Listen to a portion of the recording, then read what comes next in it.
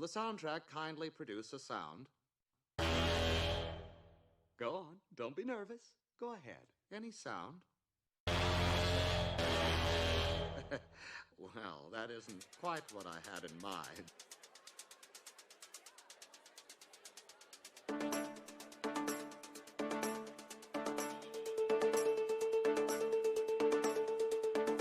Will the soundtrack kindly produce a sound? Go on. Don't be nervous. Go ahead. Any sound?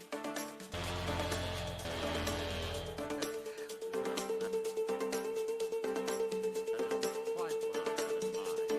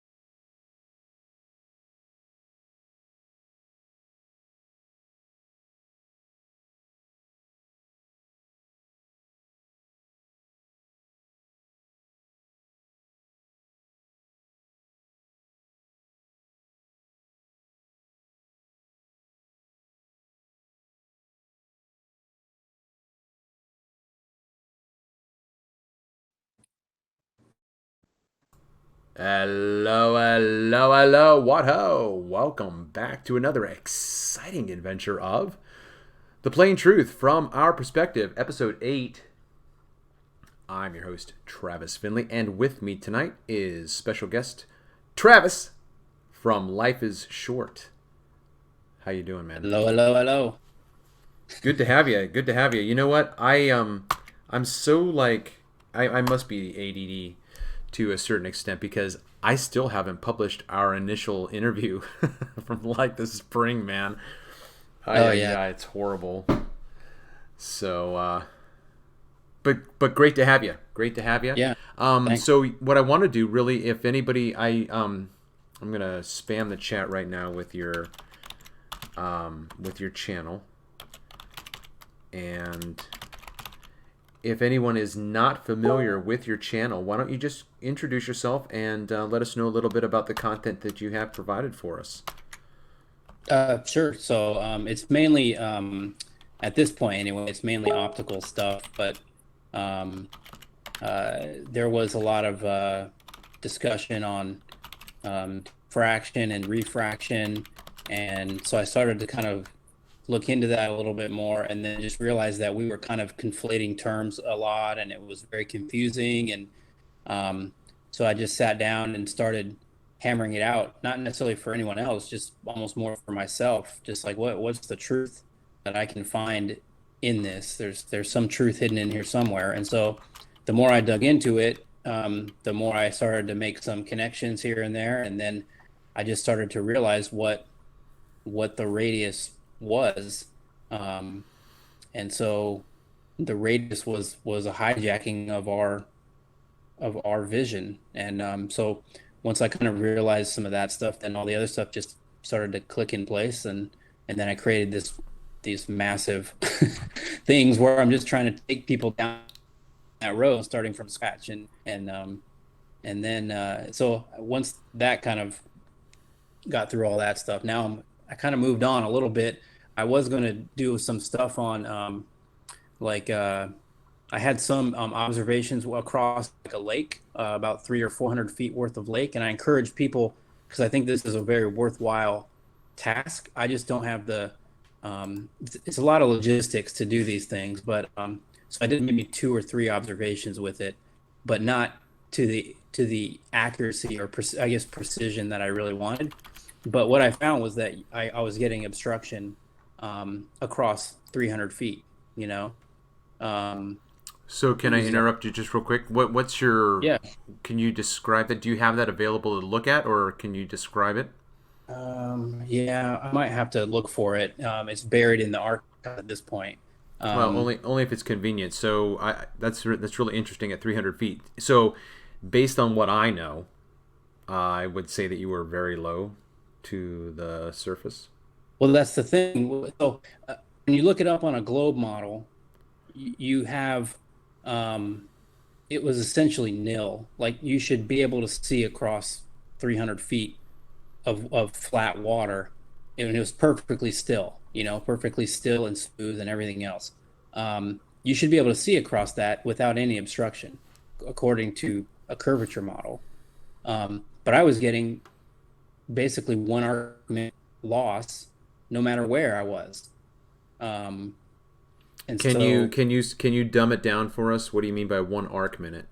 yeah, so whenever you take an angle to any distant object, if you give that object a height, well, then that's your opposite, all right? And then the other two line angles are going to be your hypotenuse and your adjacent, and then the angle that is between the two is going to be your resolution angle. And so, um, what I was finding was like maybe let's say an inch to about an inch and 3/8, something like that, off the water surface. I was still getting obstruction. I couldn't see the light, and light was an inch and 3/8 off the surface, and I'm an inch and 3/8 off the surface, just 300 and I think 330 something away.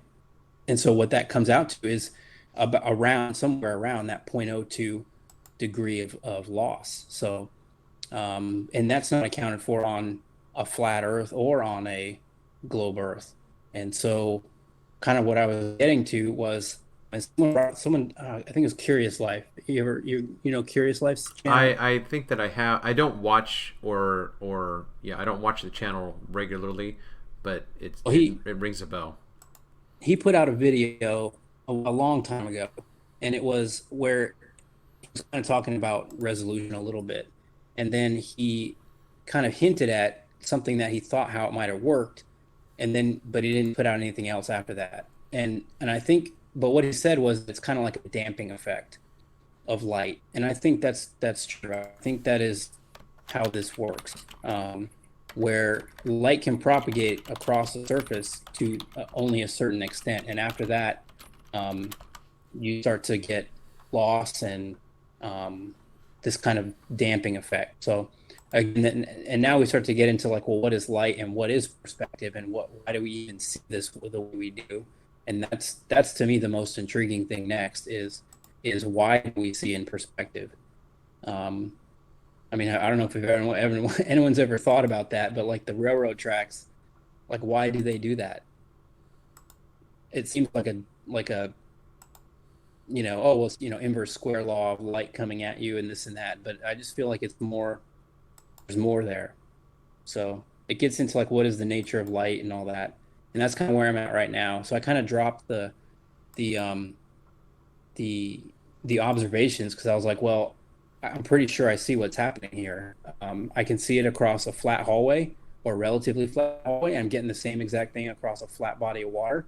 So now I'm going to move on. And, refractions was an enigma, not even an enigma, just a black box of like, who knows the truth on that, right? Because there's just not a lot of good measurements out there. What I was doing was just grabbing tons of research papers and looking for the truth through those, right? Trying to distill down all these papers for K values and seeing which ones seemed to hold true and which ones were, or at least how the interpretation was being put out there.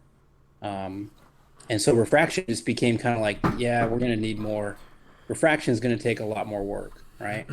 To get some studies out there, and people are going to need to do um, temperature and pressure measurements. And anyway, I just don't have the ability to do that kind of thing on my own.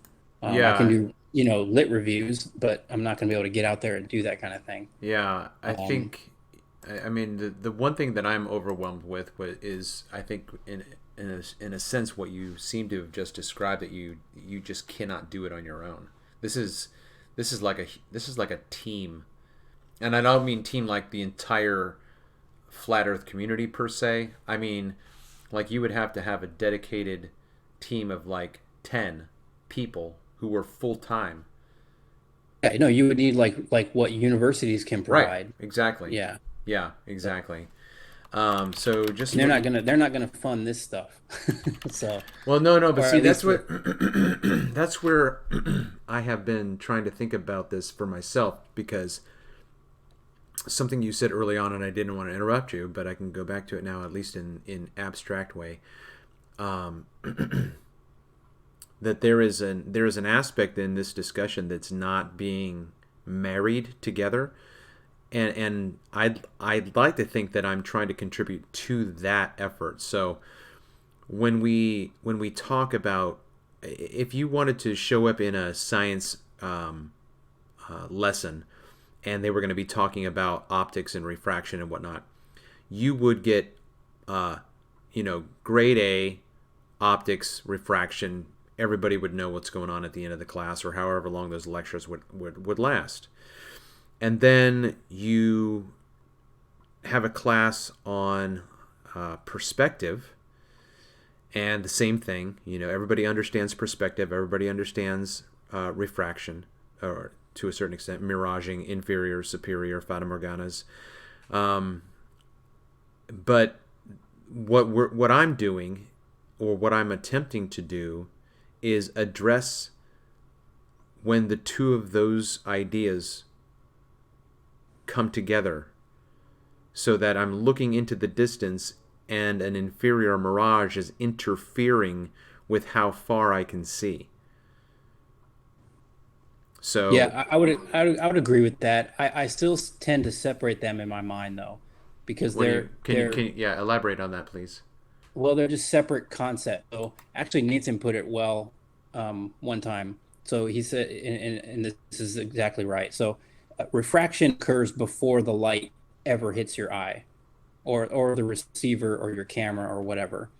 Um, the resolution limit or diffraction limit happens after the aperture. Um, so they're two kind of separate things. It doesn't mean that they can't necessarily, I guess, interact with one another in some way, but the world is going on amount bend in the light rays, regardless of what your eyeball is doing. And when you choose, or at some point where you decide to observe that thing, then you're going to be receiving X amount of bent ray through your aperture and getting and using a resolution limit to interpret it. So the refraction occurs prior to the lens and diffraction occurs after the lens is kind of Okay. a Okay. basic of it.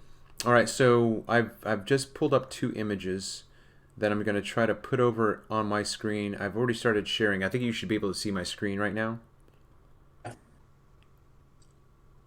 Can you see my screen? Yep. Okay. All right. So I'm going to open this. I think right. All right. So I want to. Let's see if I can make that. How can I make this full? I want this bigger than that, but I don't want it.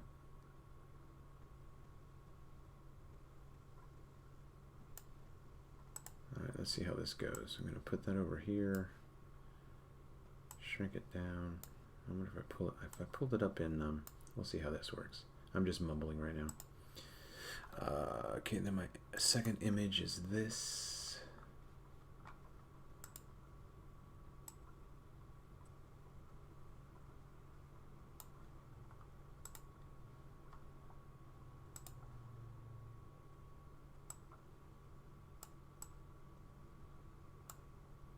Alright, so for what it's worth, there's that.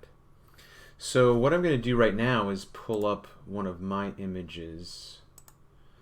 Let's see if we can just maybe do this.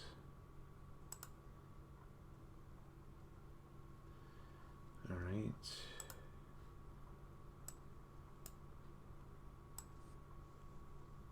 So one of the things that I think of, right, is the standard image that we're given for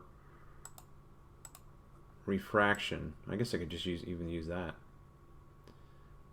I'll just use my my backdrop, my desktop. So normally I think of this when I see refraction, right? Right. Yeah, exactly. But I don't see this in real life. I think I see this. Okay.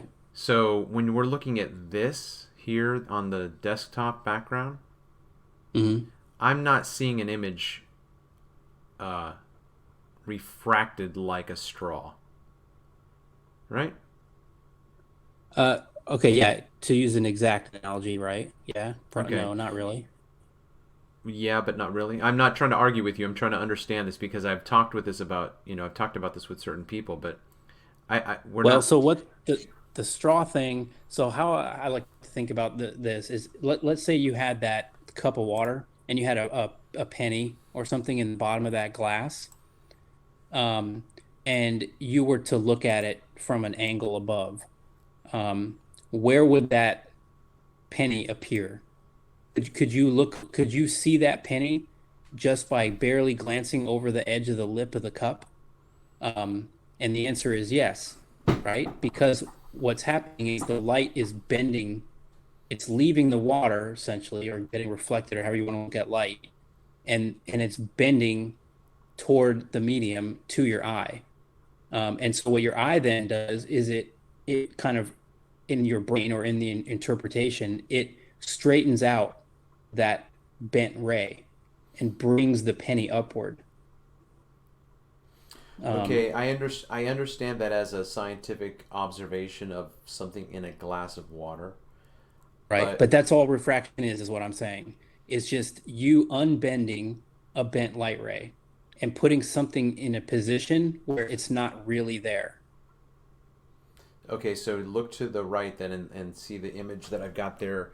How would you walk us through what refraction is going on in that image? Right. So my interpretation of the inferior mirage is it has changed a little bit. I still think it's like a warm it's a less dense area or layer that's over the water where as perspective as you're viewing this thing with smaller and smaller and smaller angles, at a certain point, the density that you're looking through just ends up reflecting all the light rays from whatever's above the horizon line to your eye inverted. That's one interpretation. And you can find that on Wikipedia or anything else. The other interpretation is that you're looking at uh, basically smaller and smaller um, incident angles that are kind of bouncing off and scattering in many different directions, and it's creating kind of a mirror effect because it's an uneven surface. And so that's another interpretation. But both interpretations essentially mean that the true horizon line is somewhere near the inversion point or the fold line, right? Right.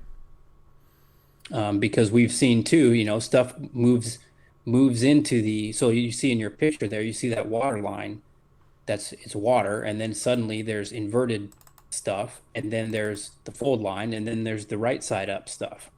Well, we know that in that inverted stuff, things float around, they're not, and then we know things don't float around on air.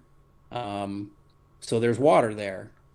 Um, so anyway, does that make sense? I think we've talked about Well, that yeah, I part mean before. it's not something that I'm going to grasp right away. I'm trying to process what you've said. So, I'm trying to pull this up. Well, just draw that line. Go back to that other picture real quick.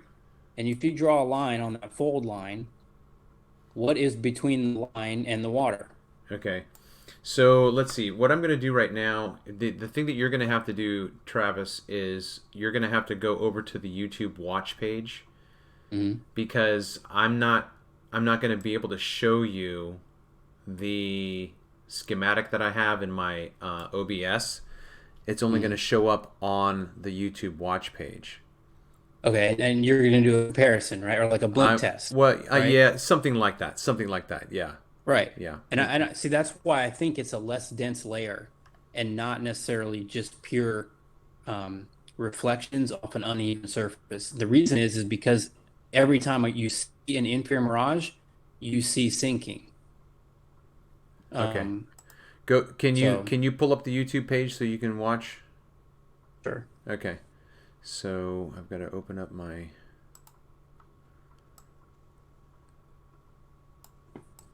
Now I don't know what the delay is going to be. So it's going to be kind of tricky for me to speak to you in real time and then the delay that is going to show up on the stream. So I think what I'm going to do is I don't even know. That's not going to make any sense for me either. Okay. What basically I did was I took a screenshot of water and Hmm. I use it to slide up to replace the inferior mirage to demonstrate what is physically behind the inferior mirage. Right. Okay? Yeah. So what I heard you saying in a sense is the uneven surface of the water cannot mirror. No, it can. There's two reasons why you're getting the mirroring, is what I'm saying. One is that the less dense air layer that is possibly above the water, as you see through more and more of that layer, it starts to get to the point where you're not resolving the water anymore. You're getting this inverted layer of air um, above the horizon line. So that's one reason. The second reason would be just like when look like so over a desert surface or over a a road surface, sometimes you can get an effect where the uneven aspects will, like all uh, the little mirrors, right, of sand, or the little mirrors of pavement. They start to reflect and scatter light all over the place, and you start to get this mirroring when the incident angles get really shallow to your eye. So those Okay. are two kind of separate reasons why So one might get a miraging effect. yeah. But I think it has to do with, in under over water observations, I think it has to do with this a warmer air layer, because every time I see the infrared mirage, which I know that's water in some respect, the items behind or on top of the horizon line appear to be blocked by it, which is a sinking phenomenon, right? Unless you think it's curvature, right? You either have two options, that is physical curvature or it's refraction and sinking, which is upward refraction of light. So okay, so if you're looking at the image on the screen right now that has the full landscape, would you say the entire landscape is refracted? Yeah, that is, the whole landscape is being dropped.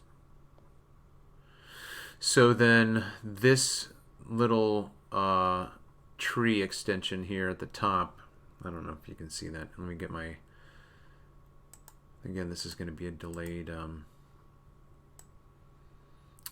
this extension of the tree right here is higher than what we're seeing.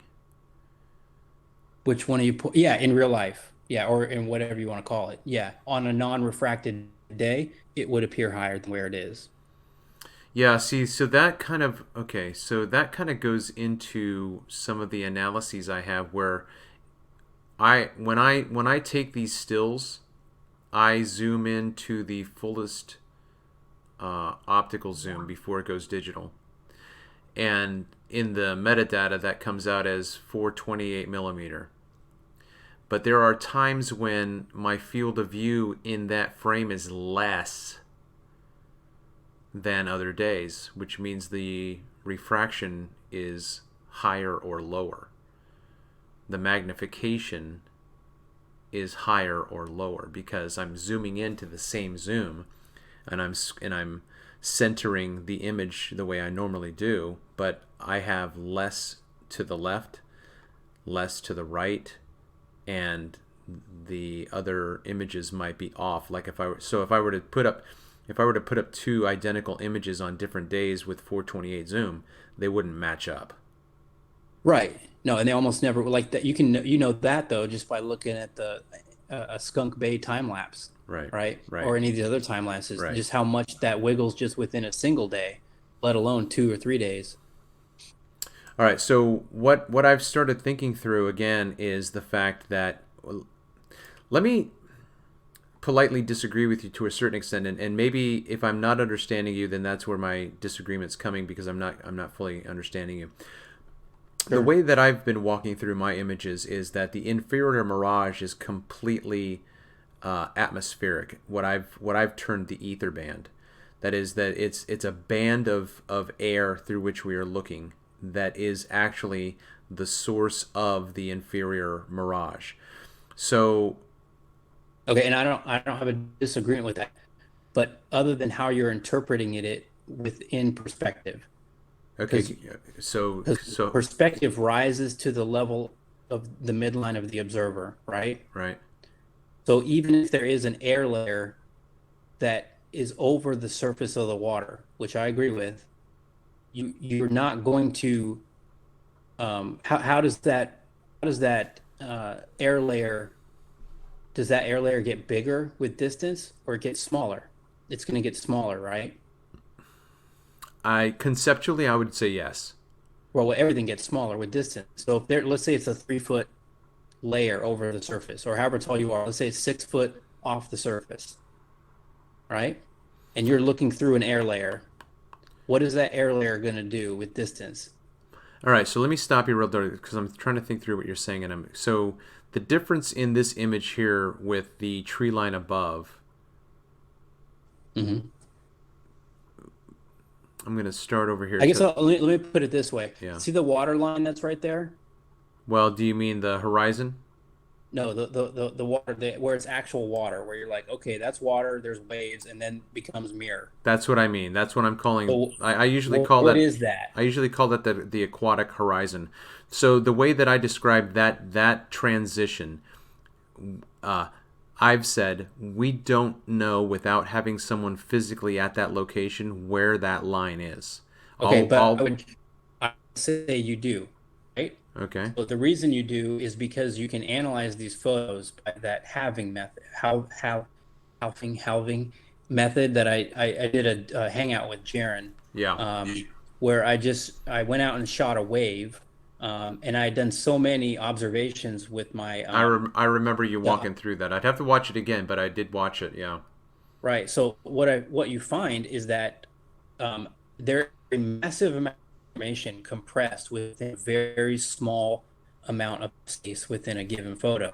And so this water line that you're seeing that's taking up roughly what 1/4 of your picture right now, um, is very near.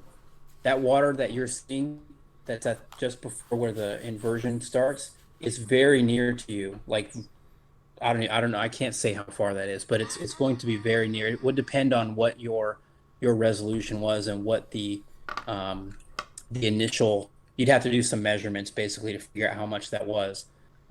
But each grade halves itself with distance, right? It's logarithmic. But what's happening with height is also happening with distance. So when you have log compression, height axis, and logarithmic compression with distance, you end up getting a linear perspective. I hope that makes sense. It may not, but it's not really entirely part of the point. I guess my point is that that water line, I don't want anyone to confuse that fake water line that's right there as a horizon line of any kind Well, because no. it's very near. Well, that's one of the things that I'm asserting as well, right? It's an apparent line because as I have pulled up, I'll show it to you in a minute when we get through this one.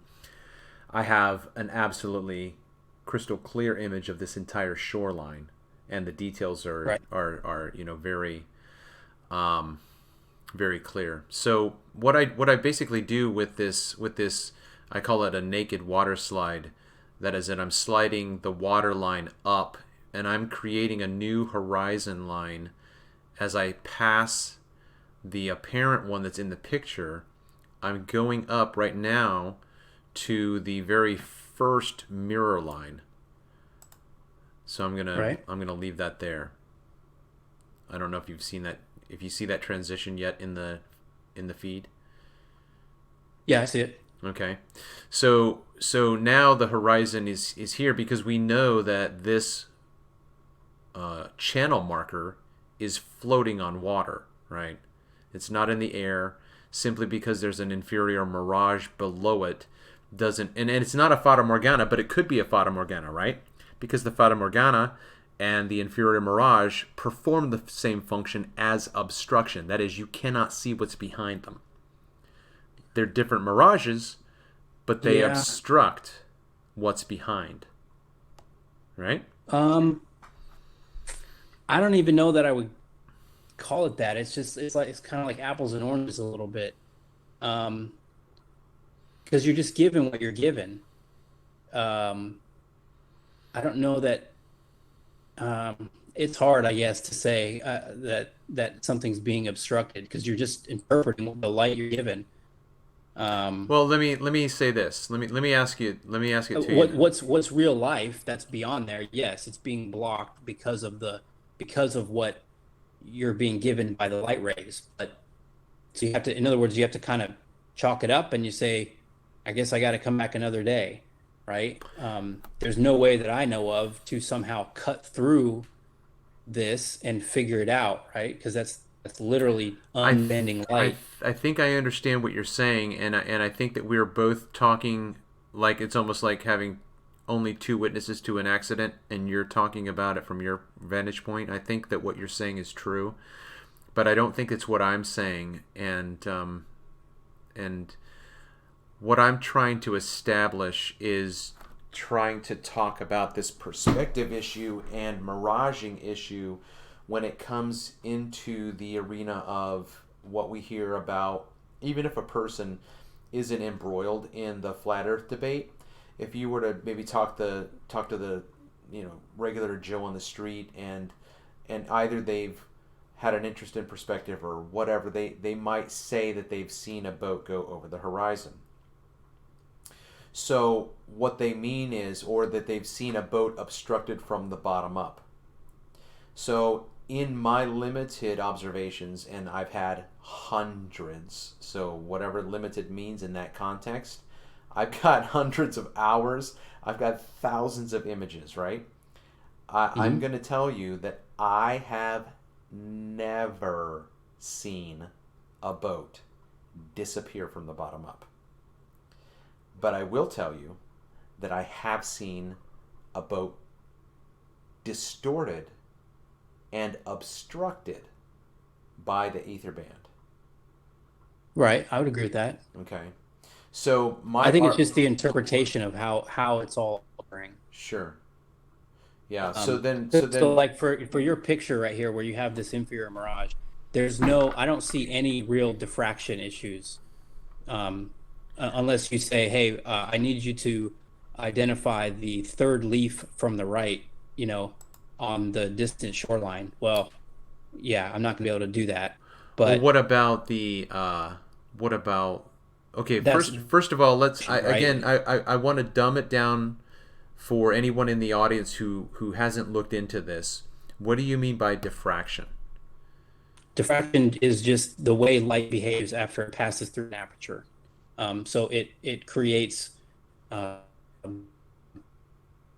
basically, it's a wavelength of ripples in water, interference patterns. That's what I'm talking about with diffraction. Um, So again, the only aperture that we're talking about is either your physical eye or a right, lens, right. an instrument to aid your eye to see farther than it can. Um, but anything that collects light is going to have a diffraction issue. So I'm going to be a little bit But that's not what uh, these long distance things are. The long distance stuff is, in my opinion, typically um, refraction. In other words, you're going to see refractive effects on boats and things yeah.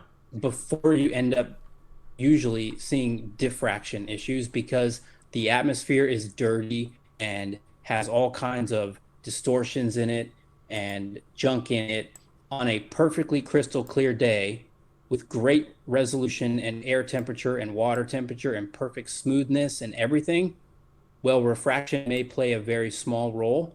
You may see for miles. However, eventually you're not going to be able to see anymore because you're close to the tangible surface that you're filming, and perspective issues are going to come into play then, right? But typically refraction ends up causing our obstructions prior to diffraction does. And I know that's kind of technical, but that's the truth of it when you calculate out um, how far you should be seeing with only diffraction as a factor, All right. So which is miles. go back now to the Hangouts because it's going to be real time, Hmm.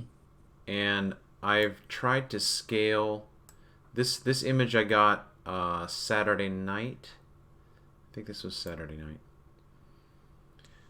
So this is probably one of the clearest images I've got of this vintage lighthouse. Yeah. And we can see here I've lined up the water line. Hmm. We have a sign here. Hmm. We have signs over here. I don't know if this is an image. Yeah. So these signs right here, I think actually I had a clearer image of this, but because I've been like, what are these things? But I interpreted these things to be something like no swimming, right? So Hmm. this is like down to the shoreline, right? Yep. So, but the water line is right here. So I've now lined up the water lines because the horizon is constant, right? Hmm. And we've got a lower channel marker, Okay. and we've got a higher vintage lighthouse. We've got a higher tree line. So and we do not have at least. I don't know that I would say that there's an inferior mirage here. I don't Right. see. I mean, there could be if we cut this little sign in half. Okay, but I don't see anything that would make me do that. So I'm gonna say we've got no mirage, Right.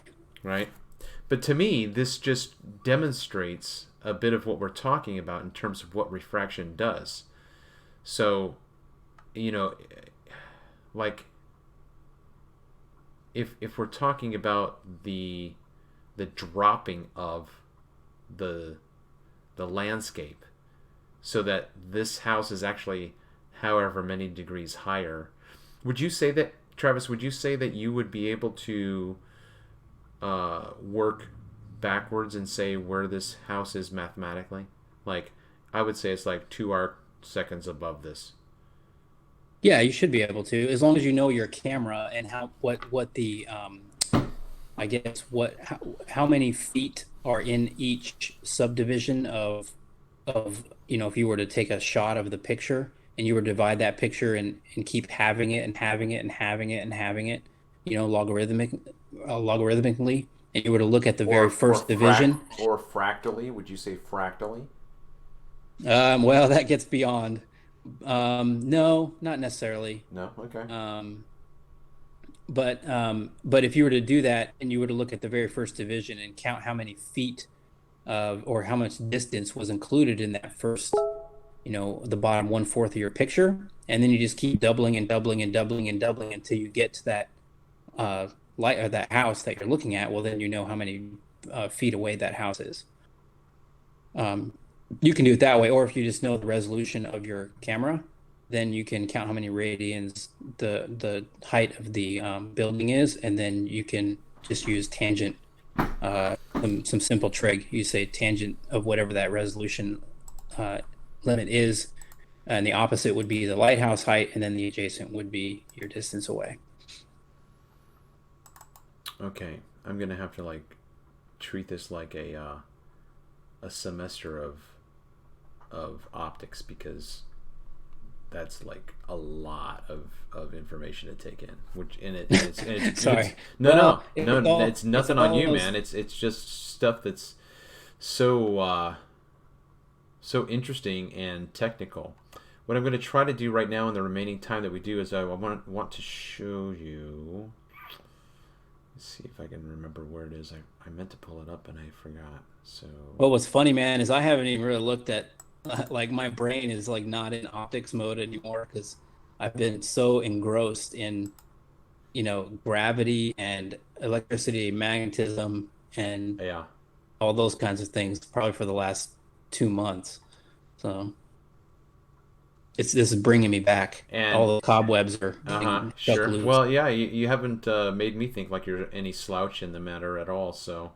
Um, so let's see. Is that just your own personal investigation? Yeah, no, same exact thing. I just want to figure it out for myself.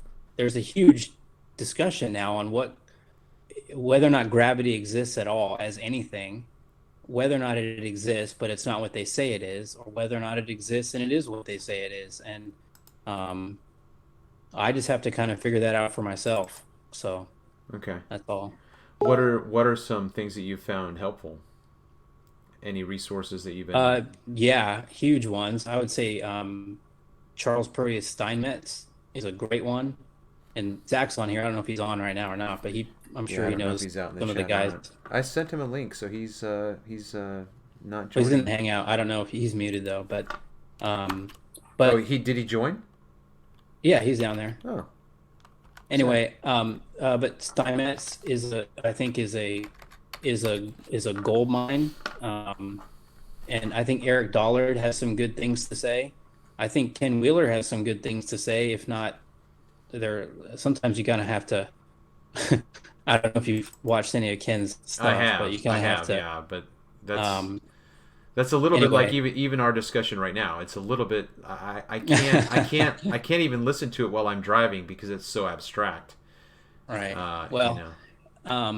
anyway, uh, and even Maxwell, right? So, or Heaviside. I think those are all titans that I think got swept under the rug a little bit for what they thought was going on, and how it got distorted um, with relativity. Um, so anyway, it's a huge. I have like I don't even know how many slides I have right now. It's like 300 slides on this stuff, but they're all very rough draft because I'm still kind of tinkering with what the theory is going to look like.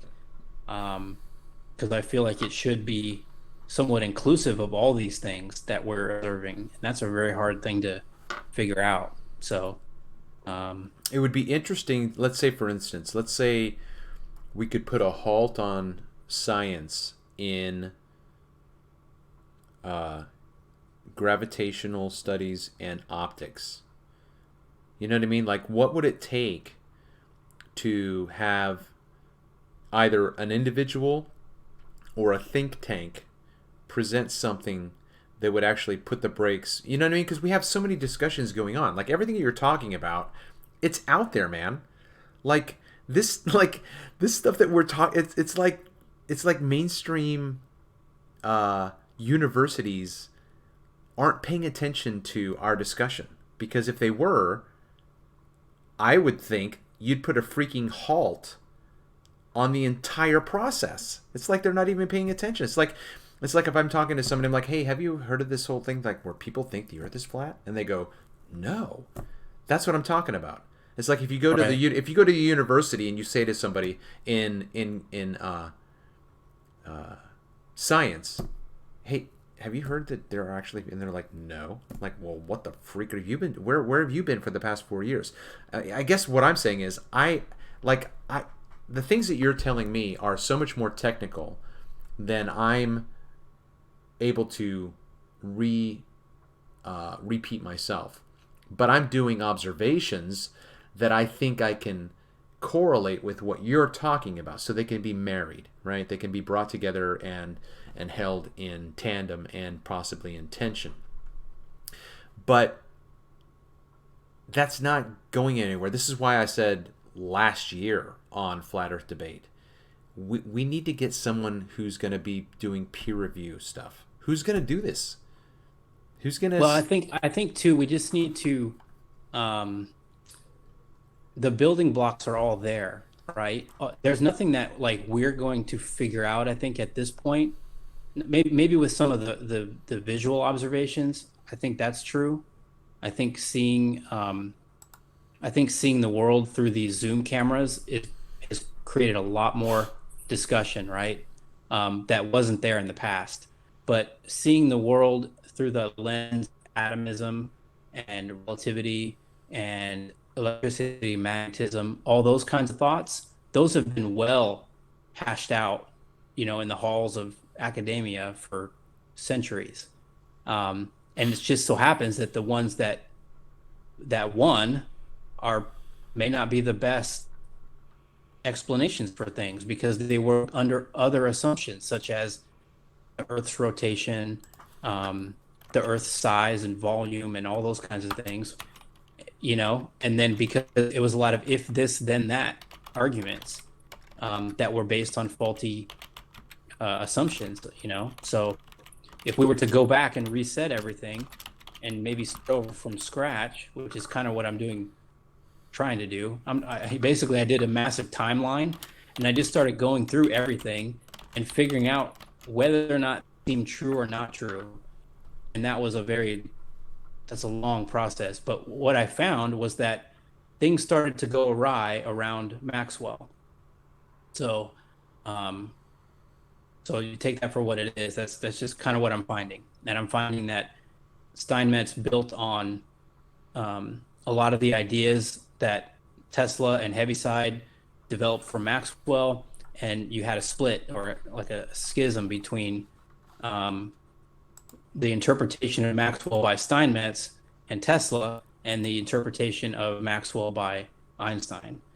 And uh, so, anyway, that's another discussion. But Yeah, that's great though. I mean, I appreciate that. I think that I'm not going to be able to go into the contrast that I wanted to because of your time. And I want to just maybe pick up something if I can find it to possibly discuss. Because again, I think I want to go back and visit my point that I was making about the inferior mirage being the obstruction, and that maybe I should just go back to. Hello, hello. Hey, Zach. Can you hear me finally? Yeah, so you were trying to get in this whole time? My connection from my computer to my wire, I can with my headset. It wasn't plugged in all the way. I could hear you guys great. Okay. But yeah, It's I didn't even know you crazy. were here until Travis said that, yeah, Zach's been here. I'm like, oh, really? Yeah, I So, sent you a picture in Skype, and you I guys were know I talking can't about. listen. I'm ADD, bro. I can't like, I'm just like, I can't. I would have totally forgot I was talking to Travis if I had looked at your stuff. But Yeah, it was trying just to when you think. guys were talking about how, like, on a road or out in the desert, how it'll look like Yeah, the that was Mirage. early on. That was early on. Maybe after Travis packs up because he said he has an hour, and I don't want to press him too much past that. Um, you can bring that up and we can talk about it. Let me Okay. just try to see if I can find a Yeah, that lighthouse. one was for him since he was talking about that. Yeah, Like on a highway, you'll get little bumps in the road, right. and it'll look like a mirror, but when it comes to the bump and that angle is then changed, you can actually see the road again coming out. It looks like it's coming out of the water almost, the mirror. How's it going, Travis? Wait, hey, Zach, say that again. So when you have an uneven surface and it's Well, you, reflecting, scattering Okay, light I'm over, just gonna let you hijack the show, Zach. Okay, all right. right? So what I'm gonna do right now, Zach, I'm gonna try to pull up that. You guys talk. I'm gonna try to pull up that image. Go ahead. yeah, Go on. yeah, on a flat highway, you know how Right, it'll start to mirror, but right. say you'll get like a bump in the highway. That bump will be visible to your eye because it's no longer at that perfect flat angle that the rest of the highway is at. It'll show through the miraging, through the Yes, reflection. Yeah, yeah. yeah, And that was it. I yeah. did a But and video on that's this a while back. I took a bunch of pictures going down a real bumpy road going through a swamp, yeah. and I got some Now, really neat pics. what do you think about with water though? The water, I think, is pretty Hold on. flat. I don't Can know. you guys hold on real quick? Yeah, Everybody in the chat, I know that I haven't said anything about blocking people's comments. The only thing, in my opinion, that should be blocked are personal attacks or outrageous profanity that just has no profit whatsoever. Okay, so I know that crashes is in there. I know that it can be a bit cantankerous, but unless he's attacking someone personally, please don't don't block any messages. Okay, I think that should be clear.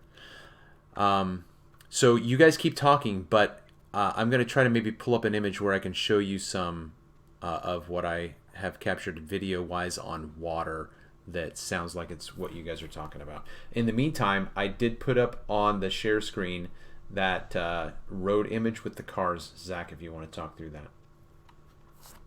yeah, yeah. Just like we were talking, you can see on the side of the road how it's not nice and level. That white line is like bouncing up and down. But Right. where it starts to flatten out, where'd it go? There it is. As it starts to flatten out, you can see it start to mirror. You can even see the car headlights bouncing off the road. Right. The incident angle is very shallow at that point. Back to your eye. Yeah. And then behind Yeah, it, I you agree. saw there was a hill behind the cars where you could see the road again. And then Right. off in the distance, it goes back into a mirroring effect. Right. Yeah, no, I agree. I think I guess my point is when you're looking over water, I think there's a secondary effect that comes into play, and that's the density layer of air over the water. And it's not just purely the surface of the water itself. Yeah, it's not just optical. There's actually Right. Well, it ends up being that there's just a less dense air layer over the top, and so what gets reflected to your eye is the inversion from above, basically. I mapped it out on one of my. It's like video 4 or whatever with how I think this occurs, and then I think in the FE Core chat, I think they dropped a paper that talked about it kind of in that same light, how it's Richard a Alden, less I think. dense air layer. Yeah. So I think it's both, and I just don't know. Uh, you know, I don't know. The reason I was telling Travis, the reason I think that it has to do possibly more with an air layer, a warm air layer, is because every time I've seen an infrared mirage, I see sinking um, at the fold line. Everything seems to be dropping below the horizon when there's an infrared mirage, and then as the temperature or the air conditions get better, then everything starts to rise up again, and the water level evens out again. So I did an analysis of.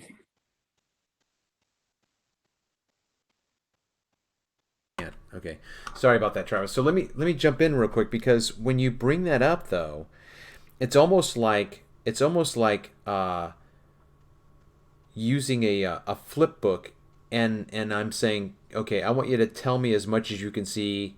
Go, right? Like what you're describing is so minute. Like if I'm looking at something in the distance. So for instance, I've got this image pulled up right here, okay, on the share screen. Mhm. None of us can see this unless I zoom in, because it's too far away. This cape that's right here is 5 miles away. Right. This is 12 miles away. This is 9 miles away. Again, I know, Travis, you said you can figure out, but what I'm saying is, when I look at this, it's like Nathan Oakley. I'm seeing tree, I'm seeing water. When you talk about the air density thing, I know and I understand that that's breaking down water. Water is H2O and blah, blah, blah, blah, blah, blah, blah. I'm like, yeah, I'm just drinking water, buddy. I don't want to know. Don't tell me what a smile is. Dude, that chick just smiled at me. Well, you know that a smile is actually made up of 5,000 muscles that blah, blah, blah. I'm like, I don't want to know your details, dude. She just smiled at me. So I guess what Right. I'm saying is that in the discussion, I guess I understand to a certain extent the details are important, but at the same time, they're not, because we're seeing this, right? This is what we're seeing. So to hijack my show back to me, because it's about me, guys, it is. The way that I've talked about this, and Travis, again, it's 9:03, so I don't want to make you feel like, oh, Travis isn't letting me go. If you need to No, go, you're good. I can go a few more minutes. okay, But all yeah, right. I Well, do gotta feel hang feel up, free to yeah. say goodbye whenever you feel like you have to go. So the way that I've talked about this in terms of this image right here, everything right here is dynamic. Everything is in motion. Everything is physical until you get right here, and then that's where we cross into the twilight zone. We cross into what I've dubbed the ether band.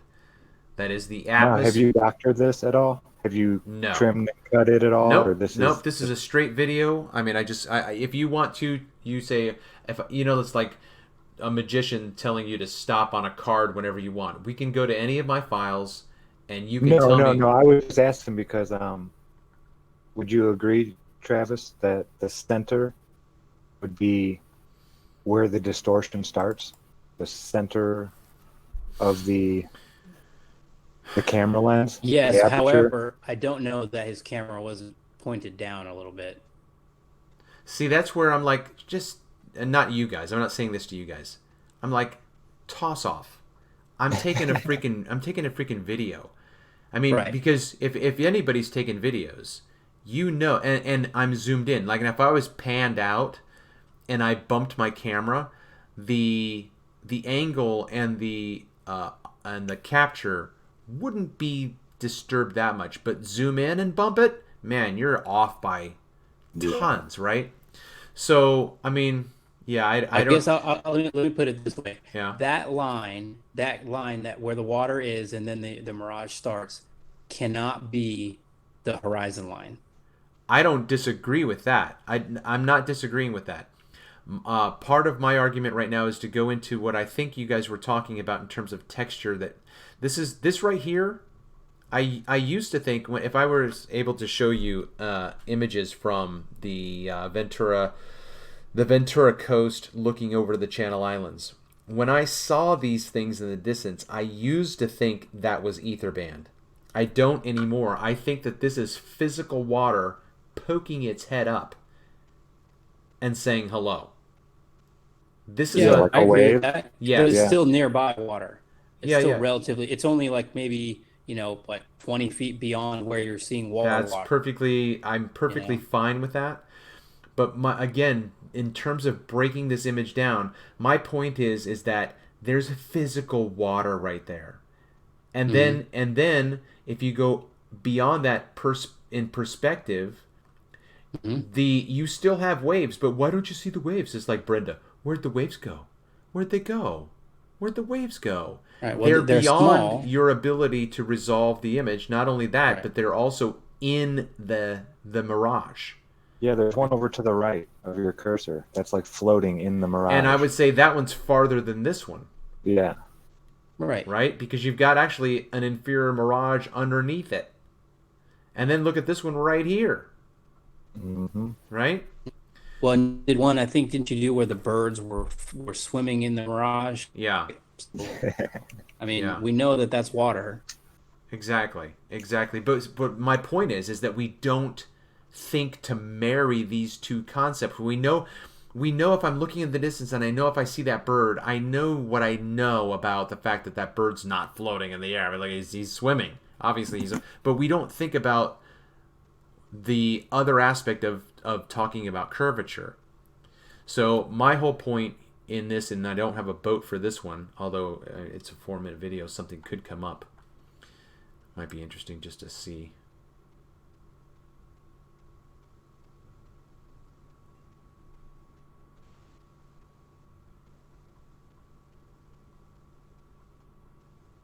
That boat was too far away. It was probably in the band right there, and then by the time I got to it, it came out. Now, the weird thing is when you see boats go off in Here we that, go. Here we go. So we've got a boat right here. Mhm. Okay, so I've got my naked slide over here on the YouTube feed, and if I slide the water all the way up to where I represent the fact that there's water underneath that boat, I've eliminated the inferior mirage. So my argument is that just like this water is going into the distance here, we've got an aqua band here, this strip of water here that's a different tone, and then we've got an aqua band here, and then we've got an aqua band here. We've got a smaller aqua band, smaller aqua band, smaller, and then boom, we've entered into the twilight zone. The water doesn't stop going into the distance in terms of perspective.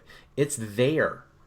It's just behind this curtain, behind this ether band. And what I was trying to say before was the ether band is the obstruction. Every time, always, and only. It is never physical curvature. So, however close this boat is, a mile away, whatever.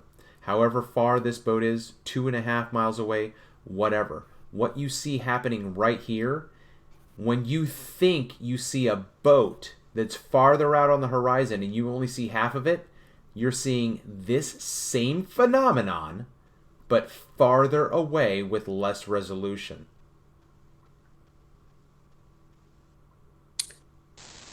Um, yeah, I just separate these two because it's not a resolution issue unless you're talking about how small it is.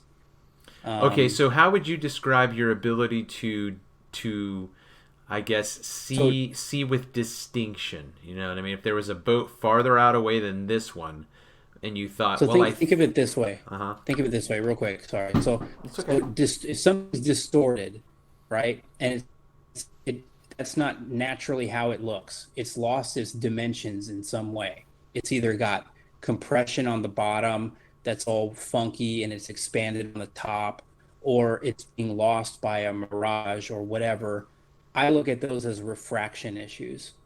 If I'm looking at something and it's just normally or everything else clear as day, and then just suddenly I have, and I don't see compression necessarily, like let's say we're looking down a hallway, um, and I have bottom up obstruction, and that's more of a resolution limit issue, with light itself getting dampened, like a damping effect. So I guess if I see a building that's got compressed floors and all that stuff, like on red pill stuff, that's a refraction issue. Um, and if does that make sense? I guess. But if the building gets further and further and further away, and it's becoming so small that it just blends into the surroundings, that's a resolution issue. Yeah. I guess what I was saying to my friend Aaron, he's in the chat right now. Shout out to Aaron Moorfield. Like the thing for me is, if we were going to have a discussion, what would be the lowest common denominator that we could agree on with a baller?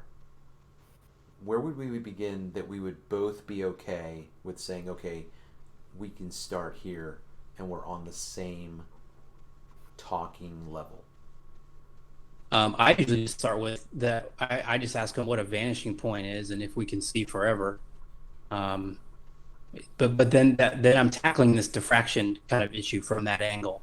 If you want to attack it that way, from an angular resolution limit angle, you can talk about hallways and bottom up obstruction across flat surfaces that way, things like that. If you want to talk in terms of refraction, you can just start with a penny in a jar of water, and understanding that light bends, to a camera or an eye or what any observer you want, and then show them a skunk bay time lapse and say, this is what's happening. We're receiving faulty information.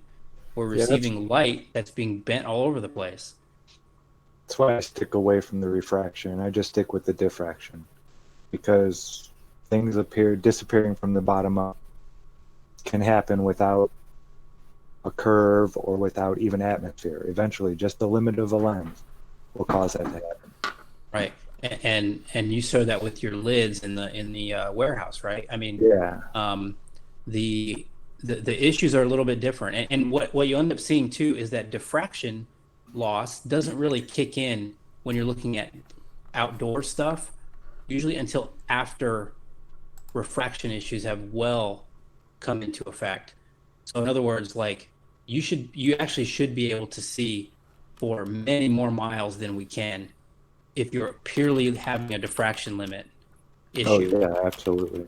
And but then you look out there and you're like, okay, there's obviously we're not seeing that far, and the reason is because there's just the atmosphere, it's the dirtiness of the air, whatever you want to call it, is getting in the way. You're not resolving that way. So anyway, I just think of it, or look into it a little more, and start to think of it, I think, in terms of the light that you're being forced to interpret, and versus how it's being bent and distorted before it reaches your eye. That's the refraction issue. And then how your eye interprets the light that scatters through the aperture after it hits your eye is your resolution. And so I guess that's the best way I know how to describe it. Yeah, I think that's perfect. What a diffraction, have you seen a diffraction? You know what a diffraction pattern is, Travis? Like like if you just drop a pebble in water and it creates those ripples that go outward, right, in a circle. That's basically a diffraction pattern. So picture doing that with two pebbles, and now you have two circles, kind of going outward. Are they dropped at the same time? Sure. Okay. And so what ends up happening is there's a certain limit where if you were to get those pebbles closer and closer to one another as you drop them in the water, there's a point where your eye thinks of the ripple pattern as the same ripple pattern. And that distance is the angular resolution. There's the best example I've ever heard of describing that. I'm gonna steal Right. that. That's the Rayleigh criteria, is when the center point, the center where that pebble is dropped, basically, you think of the center wave pattern that's created as the airy disk. There's the little very first circle that's created is the smallest diameter one. That's your central disk. When that overlaps with the other pebble's disk by 50%, then that's the point where you think your brain or whatever observer thinks of those things as being the same thing. So 2 objects become 1, 4 Yeah. objects become 2, Any 4 color. pixels become Yeah. 2, however you want to look at it. Does that make sense a little bit? Think of it, you're looking at a leaf on a tree, and you're real close. You could just sit there and count the leaves. Now, if you back off that tree a half mile, Right. you don't see the leaves anymore. You just see a big blob of green. Yeah, exactly. That's why I was saying, like, if you were to ask me to tell you what the third bush on the left color is, or the third branch on the right, obviously you're not going to, that's a resolution limit issue. So anyway, does that make sense, Travis, a little bit? Yeah, I mean, again, for me, the difficulty is, I suppose, in losing the forest for the trees.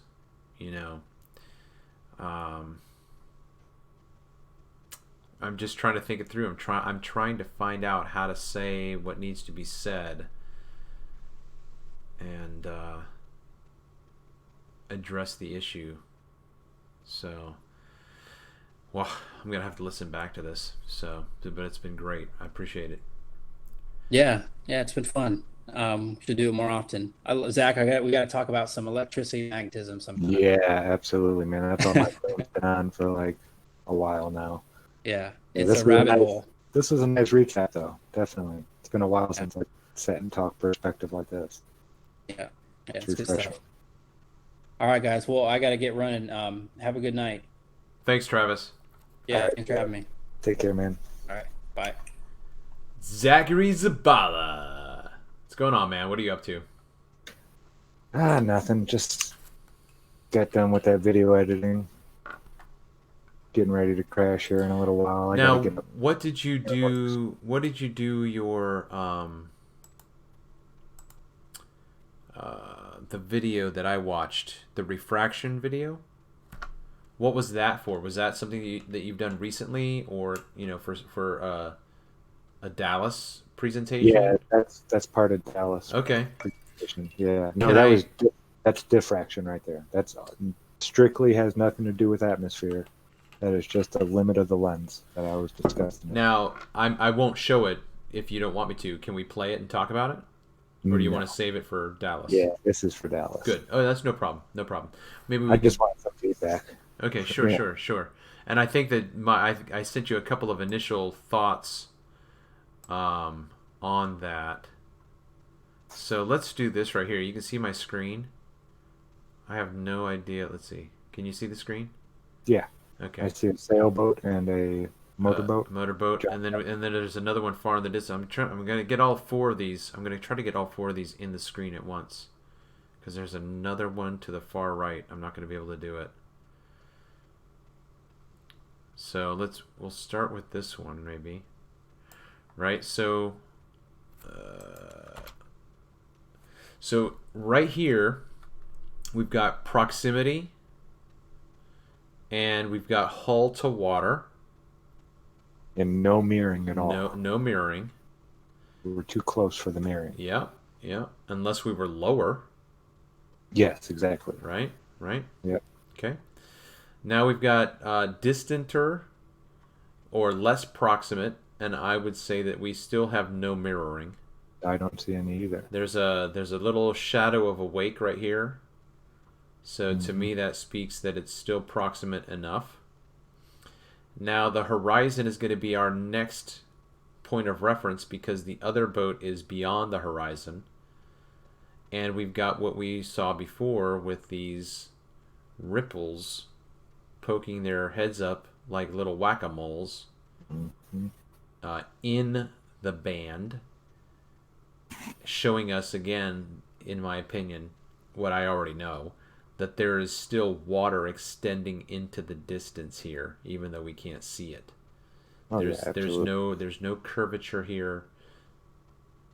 But we do have this boat now. This boat here is, Some mirroring there. yeah, definitely. So let's go back because we come across that here.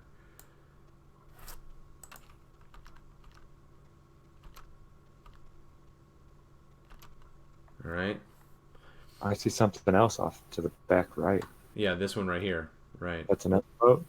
Well, again, your guess is as good as yours, but I would say possibly. I mean, I mean, I see it mirroring as well.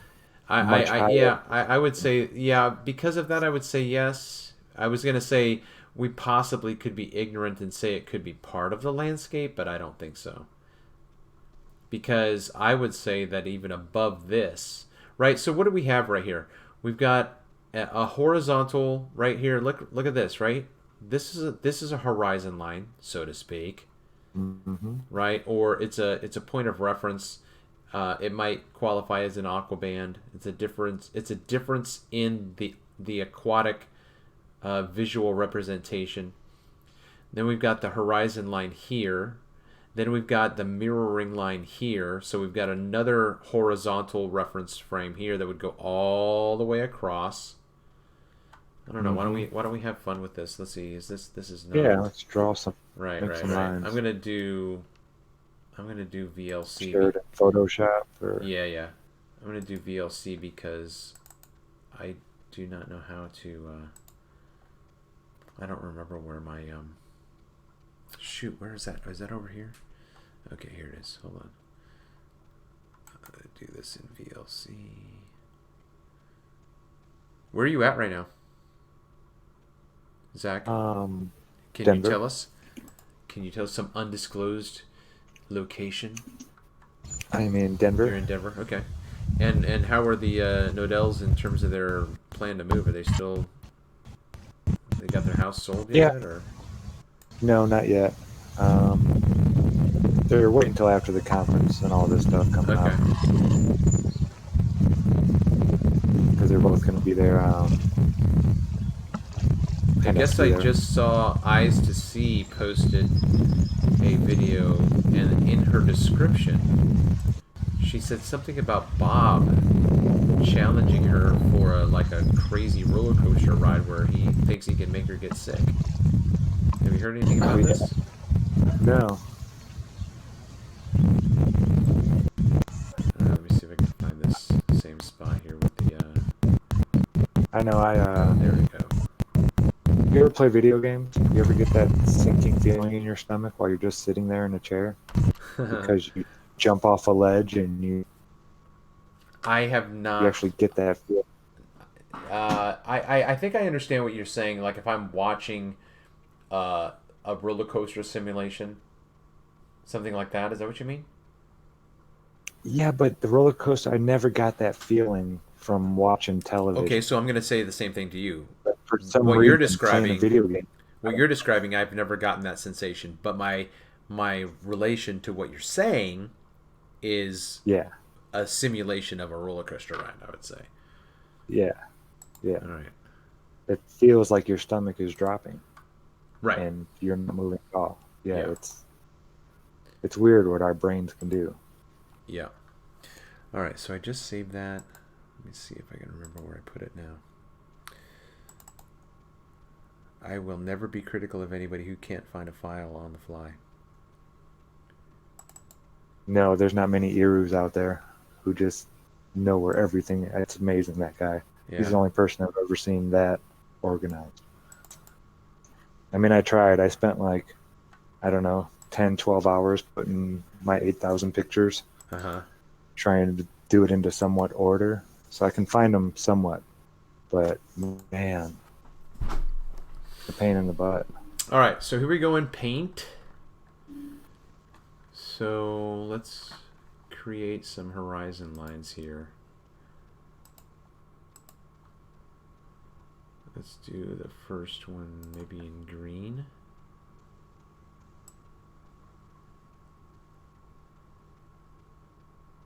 It's always hard to get rid of those little nubs.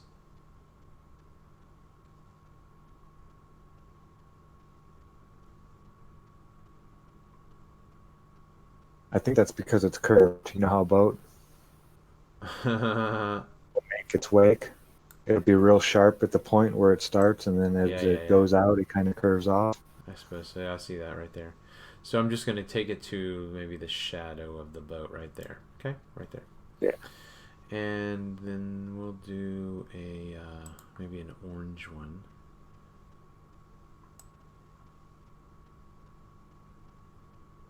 For that. And I'm going to make this one a little bit smaller. Let's see if we do gray. That looks like it might be right there. That's what I hate. I know. I'm going to change that. What did I have? What did I have for that? Green? No, Orange. see, this all changed. Yeah, you had the orange and Okay, the. whatever. I'm not going to go back. All right, so this one's green.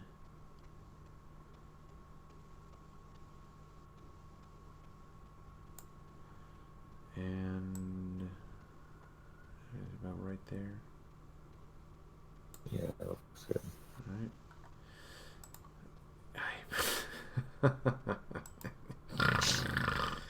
All right.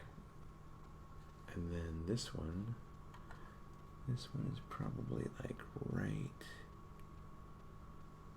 here. Gonna change the color. Don't worry.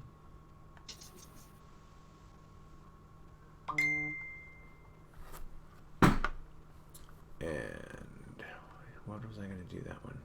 I'll just do red. I'm going to make that smaller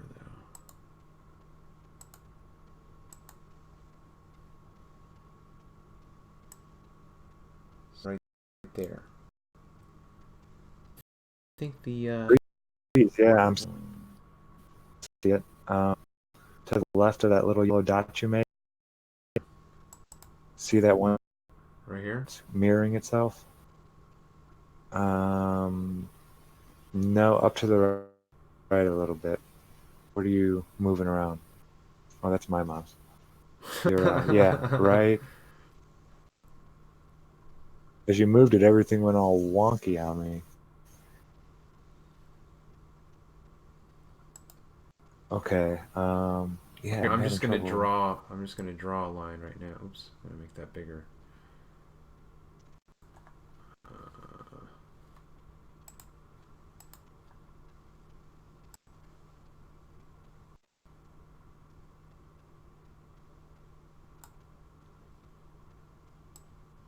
All right, so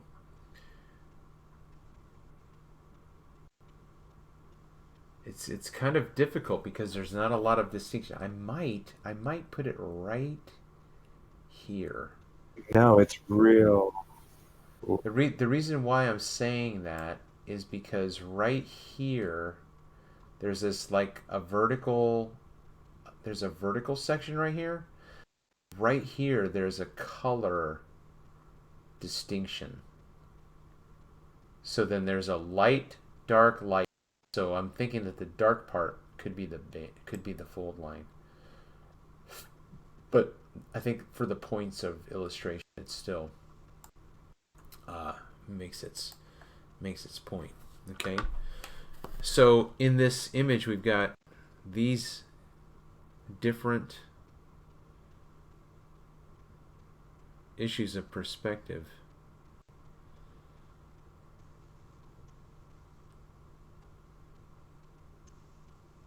Right? And even though, well, it would be real hard to tell what the distance is, say they were equilateral. First boat to the next boat to the next boat to the land. Right. They would still kind of do something like this, where each line would get closer. Okay, so that kind of goes like yeah. the railroad tracks. Okay. The ones going, horizontally as you're looking at the wooden planks. They will even start to get closer and closer together, not just the rails. except for the fact that there's no perspective here as there is with railroad tracks. Let me try to pull up my my go-to perspective image.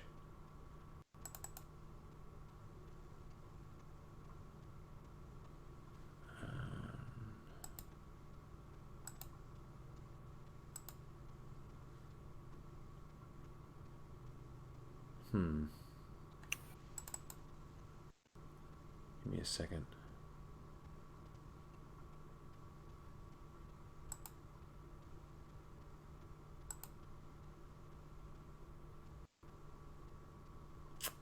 I think I'm just gonna have to go back and just do the one that has some editing on it. Okay.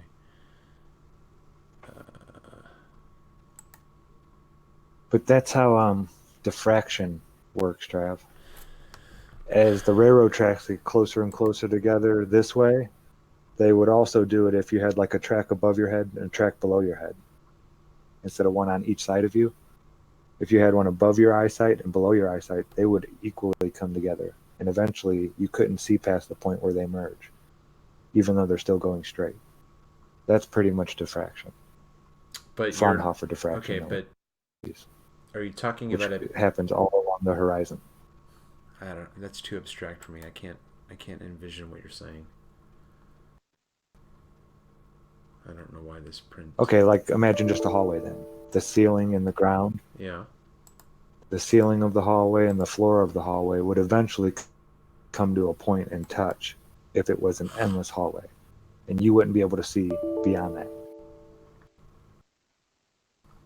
Even though they're still there and they're still the same height and same distance apart. Once they reach that vanishing point and the ceiling and the floor touch, it's once the angle gets so small, 0.02 degrees for the human eye. Once the ceiling and the floor get that close together, you can no longer make out any more of the information beyond that point. Right. It gets all blurred together. Right. And all the colors kind of merge into one. Okay, so yeah, that's how that's diffraction right there. You're talking about the image that's right in front of us? Or what you just described? Yeah, what I just described. No, that's a beautiful image. So I hear something of what you were saying right here in terms of, you said that if those were equidistant, right? So are you familiar with my use of aquabands? Yes, the different. So like this sections is of an water you see aquaband, there. right? This is a certain distance in this section here, and then because there's a horizon line that differentiates this section from this section by color, we don't know the distance of this section. And then the next farthest is right here, and then that thing right there is a distance, and that's a distance, and this is now what's not uniform in this is that it's not moving into the distance in terms of perspective. Like, they're not incrementally getting smaller and smaller, because you've got a big one here, small one here, smaller one here, big one here, smaller one here, tiny one here, bigger one here, right? So that's, but I think that's what I heard in terms of.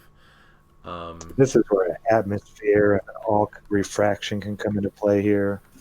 Yeah, there's all kinds of things that happen outside. That's why it's trying to do these tests outside is very difficult.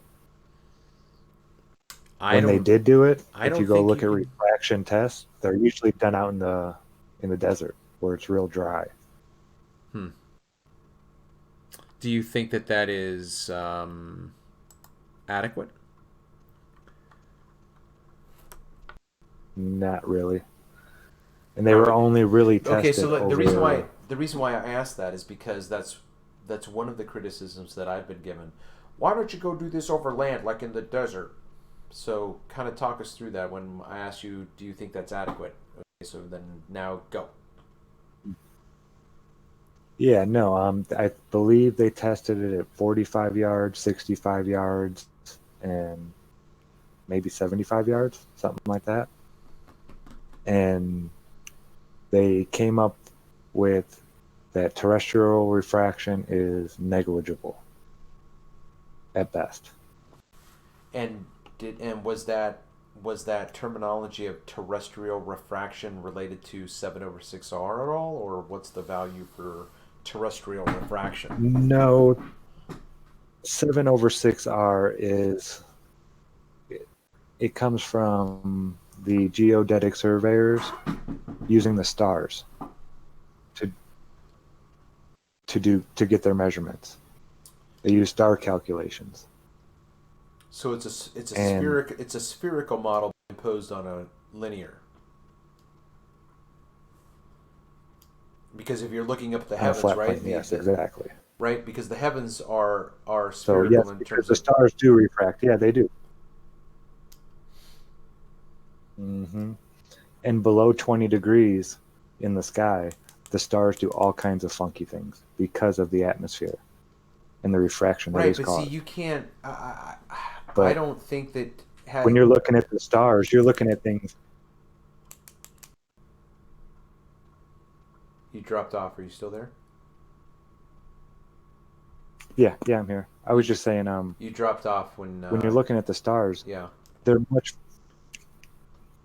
Oh, can you hear me now? Yep. Check, check. Okay. Yep. Yeah, when you're okay, which part did I drop off at? Well, now I don't remember, but my one of my responses would have been I understand the description of stars at below 20 degrees, right? Is that what you meant, 20 degrees? Yeah, below 20 degrees in the sky. But I think it's see, more like 26. yeah, but see, They my don't take my measurements point anymore is for astronomical. my point is I don't think the naked eye can see that. Like, at what point looking out on the horizon over the ocean, because we're not going to do it over land because land has topography and there could be mountains at 50 degrees, so it's not going to help us. So if we're over the ocean, at what point do the naked eyes fail to see the stars, and where you would have to have an instrument help you? So again, my point to say is, if someone says stars start to do something funky at 26 degrees, I would say I wouldn't know. I've never seen that with my naked eye. No, with a telescope, they Right. say. Right. And I mean, I've seen this with the sun a few times when I was tracking it. I don't have my book on me, but it was 8 months of measurements, and I tried taking 3 shots a day, morning, midday, and evening. I mean, northern Indiana, we have a lot of rainy days, so I didn't get every single day, but 3 times I caught the sun at least 2 degrees off from where it should have been.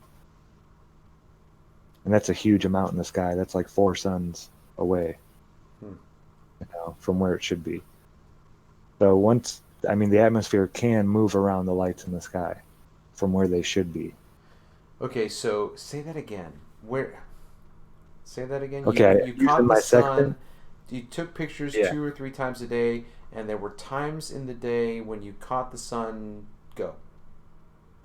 Okay, I was not just taking pictures, I was actually measuring it with the sextant and comparing it to what it should have been compared to what the U.S. Naval Observatory was saying. Okay, so let me stop you here and ask you this question: was there a certain degree that was happening more consistently, or was it uniform, and you were always off by 2 No, degrees? it was just 3 times within that 8-month period. And usually I was within 0.2 degrees. I would take my measurement. I had a little level on my sextant, and I'd get it all nice and level, and then I'd find the sun. The sun's the easiest thing to do. Since it's so bright, it's real easy to line up in your sextant. And when it was off, I got pretty good at it, doing it every day. But when it was off, I triple checked that thing. I made sure. I even recalibrated the sextant every single time that happened. and checked it again, and it was still 2 degrees off. But then later on in the day, or earlier that day, it was always when it was near the horizon. But later on or earlier that day, whichever it was where it should have been again. So it's not like when it happens, it's the weather, it's the atmosphere.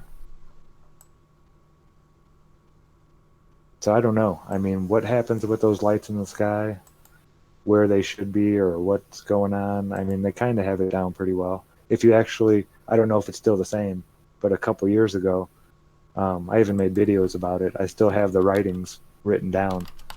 But what degree that in altitude that the sun would be every day at solar noon at its azimuth, or the whole year, every 5 days. And if you went through and checked, I went back to 1970 something when they started, all the way up to, they had it forecast like 2040. And on each day, it was exactly the same. The sun does the exact same. It might be off 0.2 degrees here or 0.1 degree, a little bit different, but it's always within that same degree. The sun does the same thing year after year after year after year. It's every day on the next year, it'll be in the exact same spot in the sky. It's amazing how I checked them and they were pretty much right on. I am just looking at chat and they're saying that I'm buffering, so I think I might have too many windows open.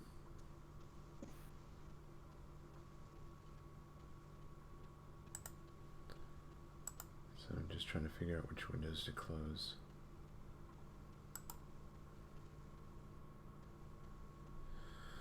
Yeah, I mean, man, oh man, this is just an onion. Mm-hmm. You know, it's just there's just so much crazy.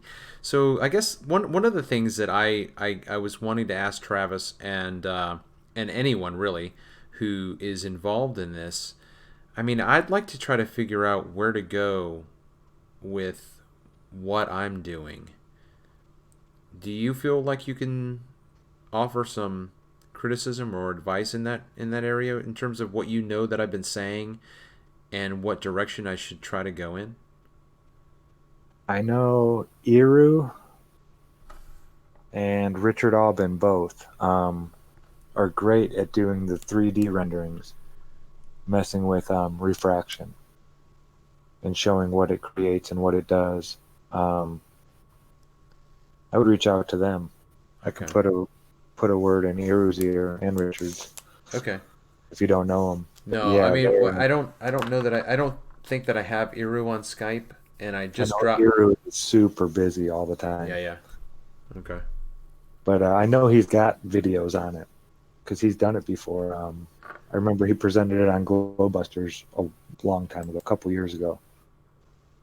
Just an amazing video on just using a computer rendering system that does the atmosphere for you. And you could do it on a globe or a flat plane or whatever you want. You can set up all the parameters.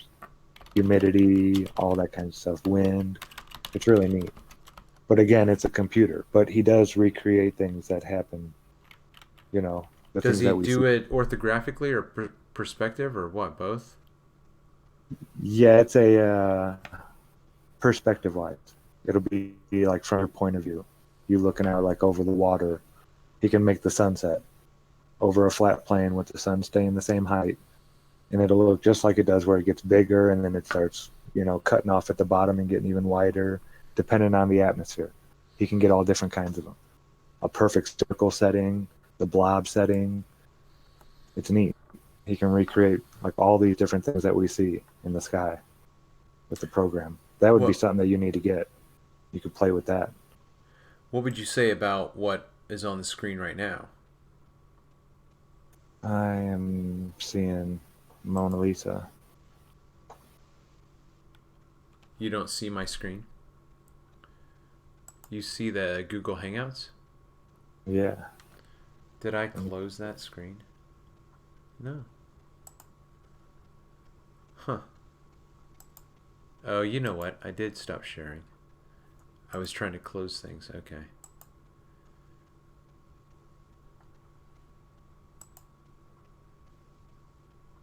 Is it up for you? Yeah. So then I guess what my thing would be here, because you've got refraction, I wonder if this could be put into a 3D program. Like, how would you even begin to create this image? You know what I mean? Mm-hmm. Or take this image out and this image out and just have this mirror. How would you? I don't even know how. And then put this little bloop, that little ripple up. I don't know. It's crazy. I know. I wish. I'm pretty sure Eru's does it, but I'm not sure. But I know for sure Richard Aubin has a computer program where you can put in the size of the diameter of the aperture, and he recreates all kinds of neat stuff like this, where you'll get the mirroring and just from diffraction and angles. He knows about all the different angles and when it starts to do the mirroring and when it stops. It's here. I got a picture I want you to see. It has to do with something the crazy. mirroring stuff. Something crazy is going on because I started looking over at the chat and there was some buffering going on, so I made 4 comments and no one has replied, so I have no clue what's going on with the YouTube. You and I are obviously in communication, but I don't know what's going on with. It's like my YouTube page is frozen. No. Let's see. Okay, that's now there. But still, no one's responding to my text, so I don't know what that means.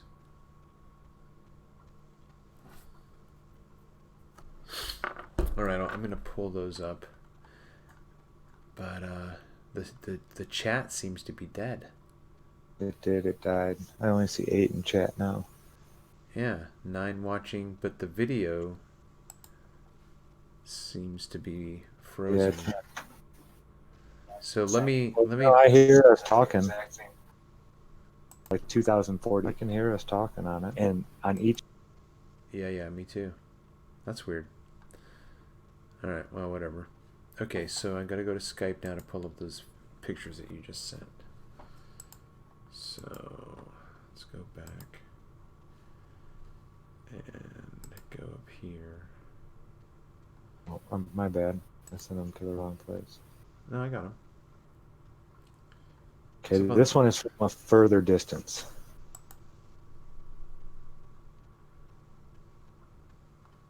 Do you see how the mirroring? So yeah. What that's yeah.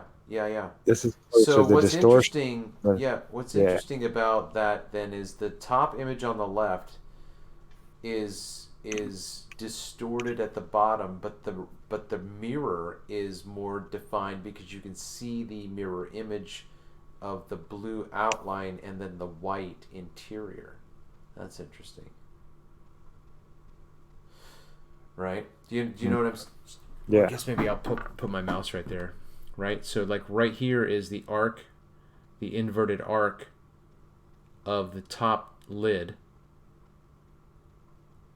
And then this part is the interior white part being reflected. Yeah, and do you see the cut all the way across right there? Do you mean vertical or horizontal? Horizontal. This one right here? Yeah. Uh-huh.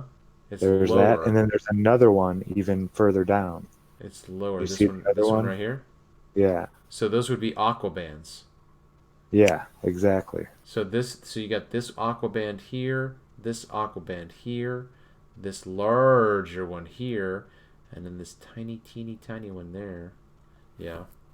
But then the horizon line is right here. Mm-hmm. Yeah. But the actual horizon is further down. Okay, so It's what closer to where that one band is. See where the top of the big band? That's actually where the horizon is. It's way down there. okay, so let me ask you this. Are you thinking of that mathematically, or how would you prove that physically? The way the lid is. That edge of that lid is going to come all the way down Yeah, I think I see what you're saying. I think I see what you're saying. to right about there. Maybe it's a little bit higher Yeah, off that. yeah, but then you've got an overlap of the mirage with the physical. That's because the that's all diffraction. The top will be distorted as much as the bottom along So your how horizon. would this You'll have a top part, and then you have a bottom part that is also distorted. how would this translate into one of my images that's not on the warehouse floor? Okay, I would say the Let me pull up something and let's see if we can put them. Oh, I'm gonna put this one smaller, and then I'll put something up that we can talk about. So give me just a second.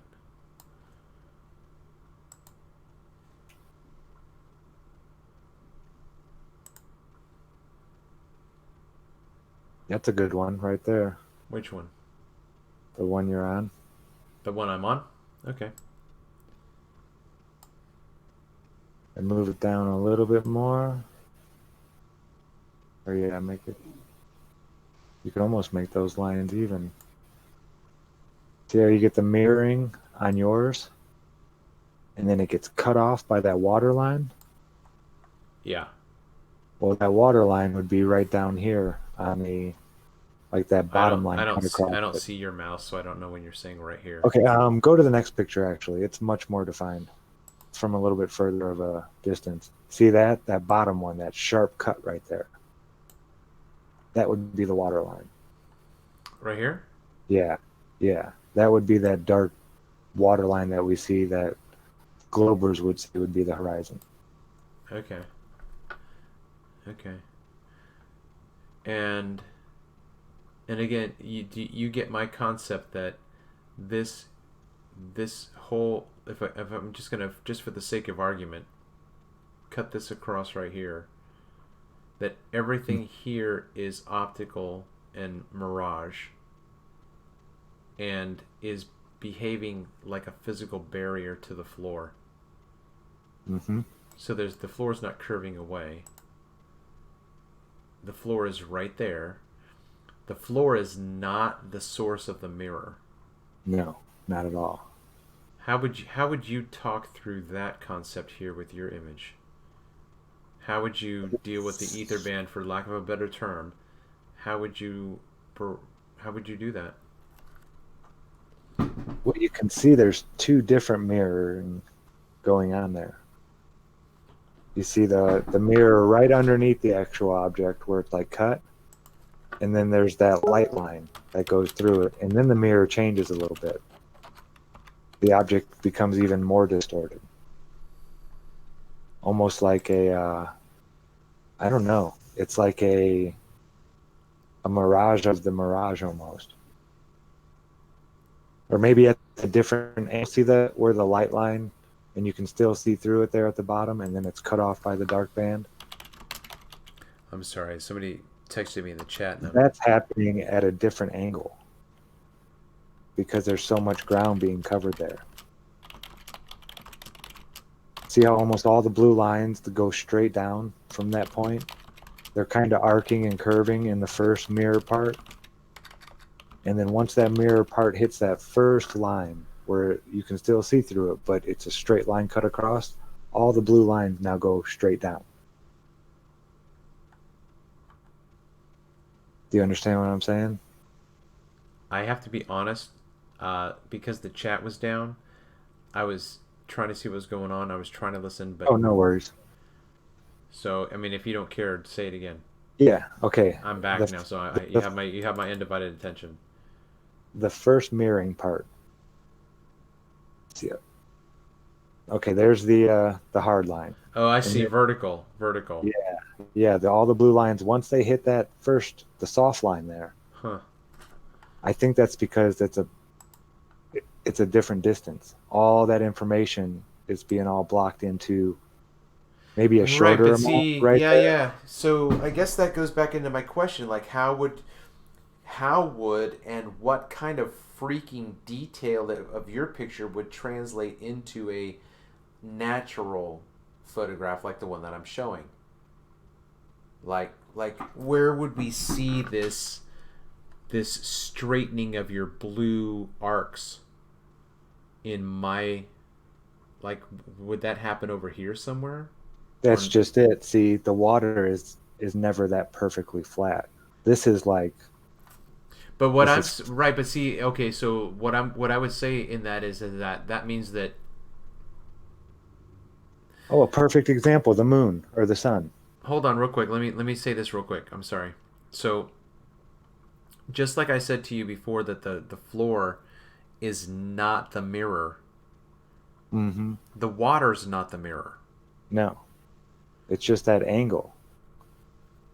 It's hitting that perfect angle that you can't make out any of the different light sources within that angle because it's so compressed. So they all just kind of blur together. But the mirroring thing, like I said, that's still a fickle mystery to me. I can see that it happens, but why it happens the way it does, I have no idea.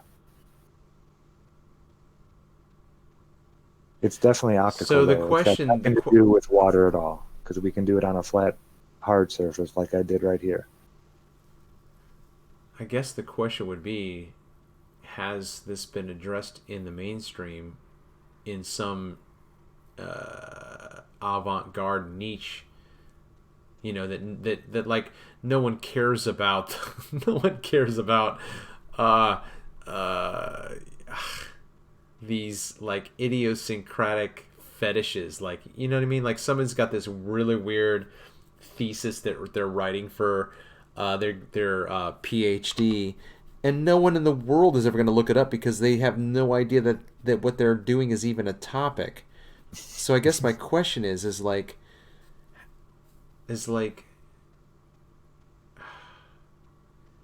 I guess I want to know if anyone has addressed this idea the way that I'm trying to. So To tell you the truth, that I've never looked at these pictures like we just did. I never noticed that those blue lines getting straight and yeah.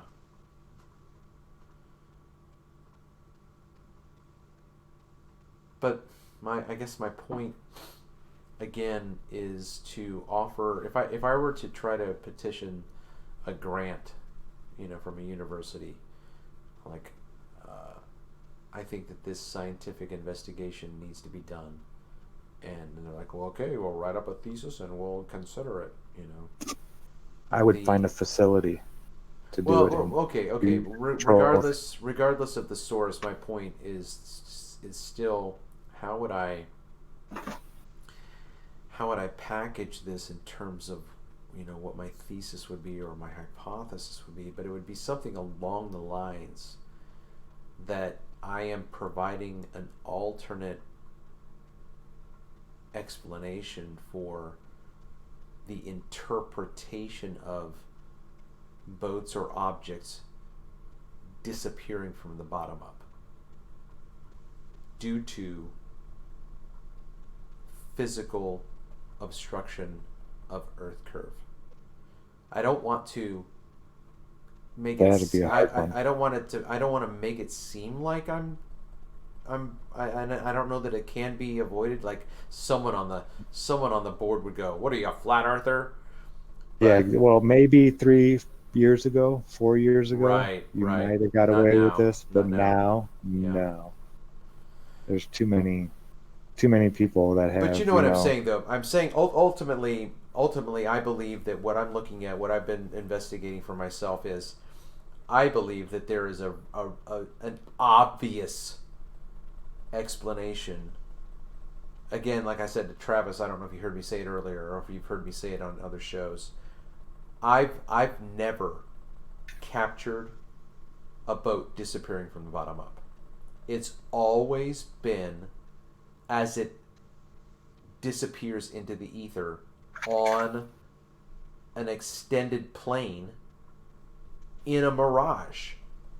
Well, yeah, it's because you're zoomed in with the camera. If you watch it with your eyes, No. no.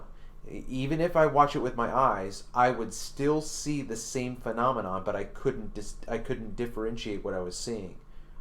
It's like, that's what I'm saying. When I've talked to people who say, well, if you get a DSLR, I'm like, DSLR my foot. The ether band is presenting an image. I don't give a shit how good your camera is. It's going to see that image. Yeah, exactly. It's not like the P900 isn't seeing what's actually there. Right, exactly. It may yes. be a little bit grainier and Right. not as high, Right. but it's it's not. Right. You're going to get the same thing with the DSLR. Exactly. And that's what I was a little bit disappointed, because I was told to get a 600 millimeter lens, and I bought one. And I'm like, what the hell? I can't even zoom in as far as the P900. No, like, what the hell? This isn't any better. No, P900's way up there Like, compared what to the that. heck? 600 my millimeter. P610 is like 2,000 millimeters, and that's only 60 by zoom. Anyway. Or that's 120 digital by zoom. My bad. So Yeah, that's the here's my imagine, right? Here's my astrophysicist. I want you to imagine.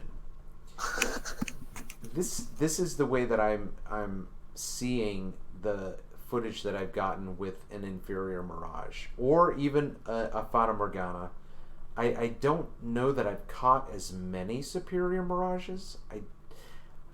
That's so hard that I can't think of one, honestly, in my footages. But the way that I think about it, because Rumpus said something last week. He said, if you've got a 3,000 foot mountain and there's 1,000 feet missing, there's no way a mirage is blocking it. And like bells went off in my head, because it was like putting two things together, right? Because I've talked about this. I've said, you see here, we've got this inferior mirage. You see this mirage? You see where it starts here at the water line? You see the water line ends and the mirage begins, and then you go, you follow the mirage up perspectively, and then you get to where you think that you can pretty much say that this is where the lighthouse really physically starts. We don't know that distance. We don't know the fact. Maybe I should. Do you understand what I'm saying? Like, okay, Yeah, look at hard to your believe. look at your image here. Okay, here's your image, right? Mm-hmm. See this horizon line right here? Yeah, the hard one. Yeah. Can you tell me what the distance is from here to here physically on the floor? No, it would be nice to have some markers, wouldn't That's what I'm saying. That's what I'm saying. We don't. This could be 1,000 feet. It could be 10 feet. You don't know. it? Yeah. But I think there's definitely a difference between where the gray part is, where you can see through the band, kind of. Yeah. I think that's a different distance Oh, sure. than the top part, Oh. just because of the way it's Yeah. acting. Yeah. And I think that's a fantastic distinction to make. But you and I are saying the same thing, that from this point here down here we don't know. But also, so then this is my kick in the nuts to Rumpus. This is bona fide proof that if this were a 3,000 foot mountain, and you don't know, and you go like, well, there's 1,000 feet missing. That's exactly what the curve calculator said. Blah, blah, blah, blah, blah. No, you can't say that, because you don't know what the hell's going on right here. Yeah, all And the nothing diffraction and all mathematically that. you can, Yeah. you can't tell me mathematically what's going on right here Nope. and what that distance is. So I'm telling you, yeah, the mirage can block what you think is Earth curve. I actually think that that lid actually goes down to where we see the bottom mirage, that blue curve in there. Right here? I think that lid would go down to there if you drew a perfect circle Yeah, from the yeah, center. yeah. That's it. You know You know what I'm what you saying? could do, Zach? You could crop this image and invert it. Yeah. That way you've got the symmetry, and Yeah. then you could possibly see that. Otherwise, you'd be banking on your accuracy and making an arc as best you can. But if you invert this, you've already got the natural arc that should be symmetrical with the whole thing, right? Hmm.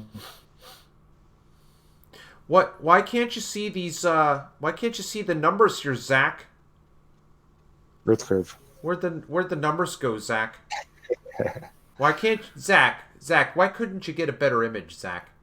I mean, come on. This is like all fuzzy. I can't see what the numbers are. Zach, come on. Yeah, that was the point of the numbers too. Oh my word. Some of these things that these guys come up with, I'm like, you have no idea what you're talking about.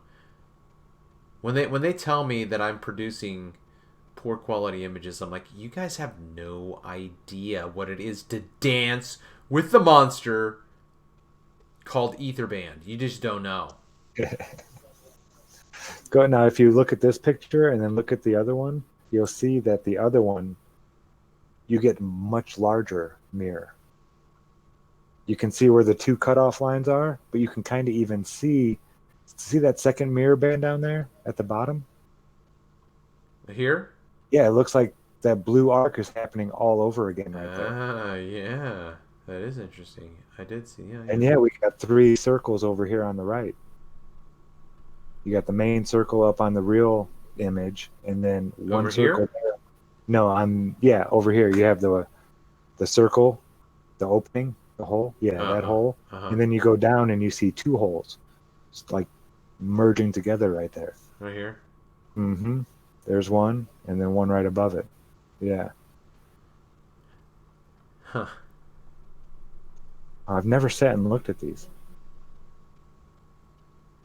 And this was a long time ago. I don't even remember when this was. 2016 maybe? 2017? Early 2017? At work. Yeah. You got paid to do this? Yep.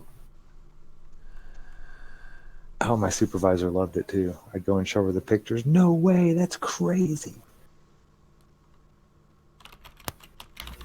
All right. Anybody out there got a question for us? How's everyone out there? I'm going to wrap this up because I need to go to bed. I got up at 4 o'clock in the morning to go to work.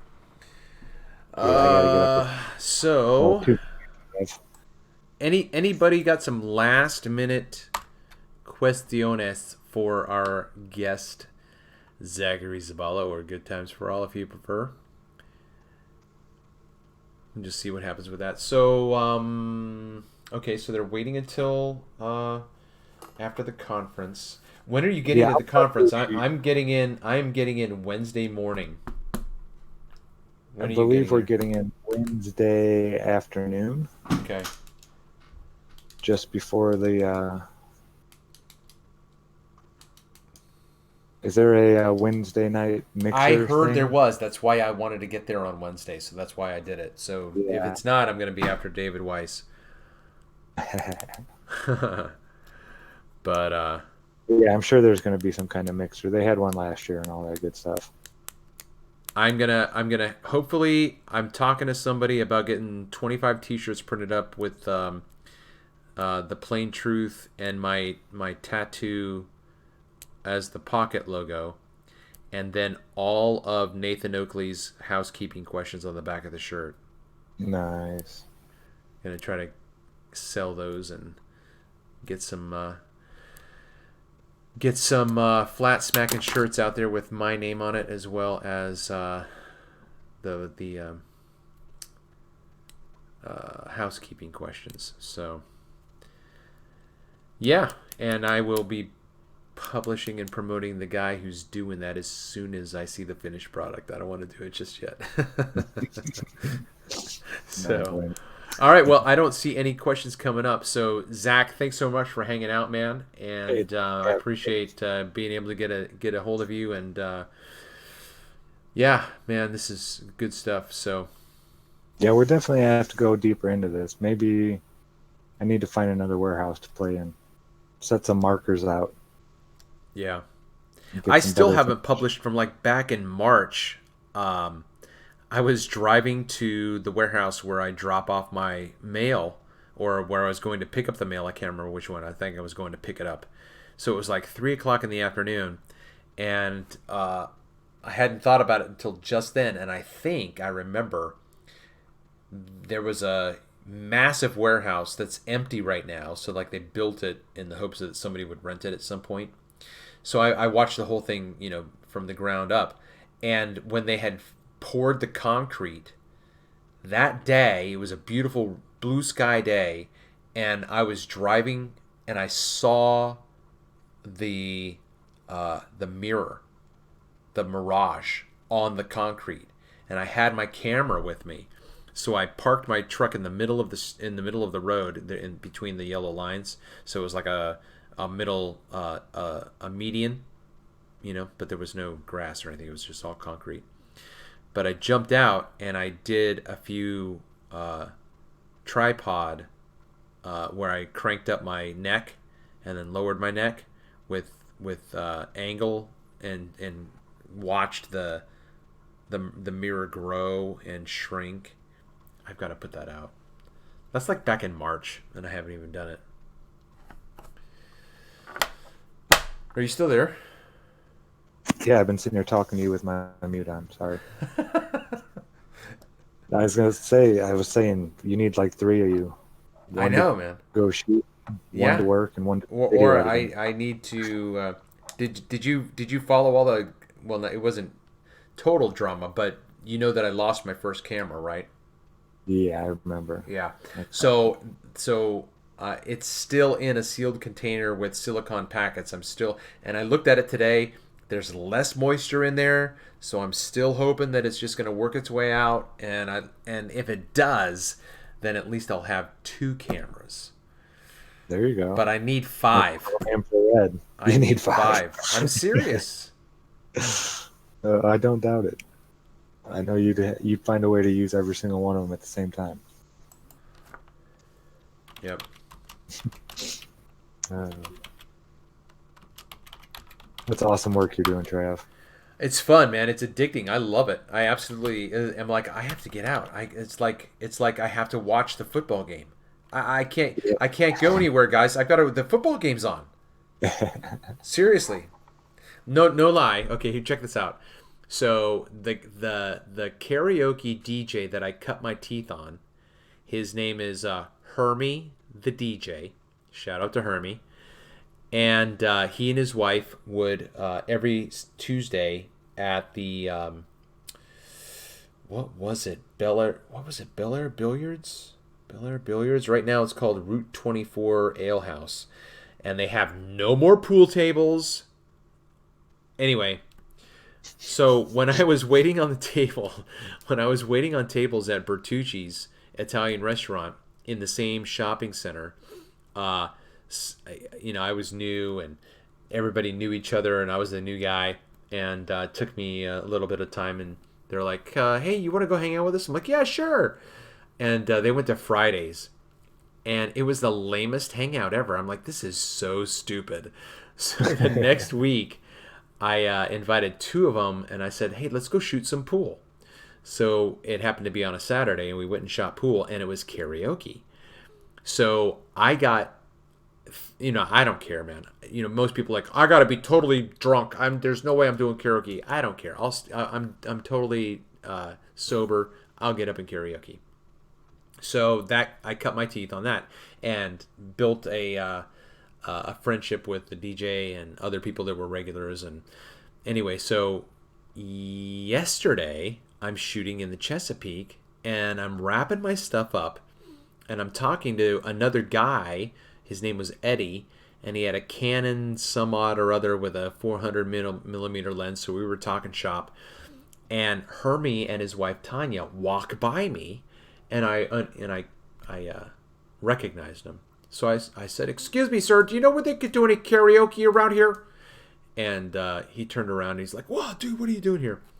But then today they walked by again. Like, I've been here over a year in Havre de Grace shooting, and I've never seen these two. And then I see them 2 days in a row.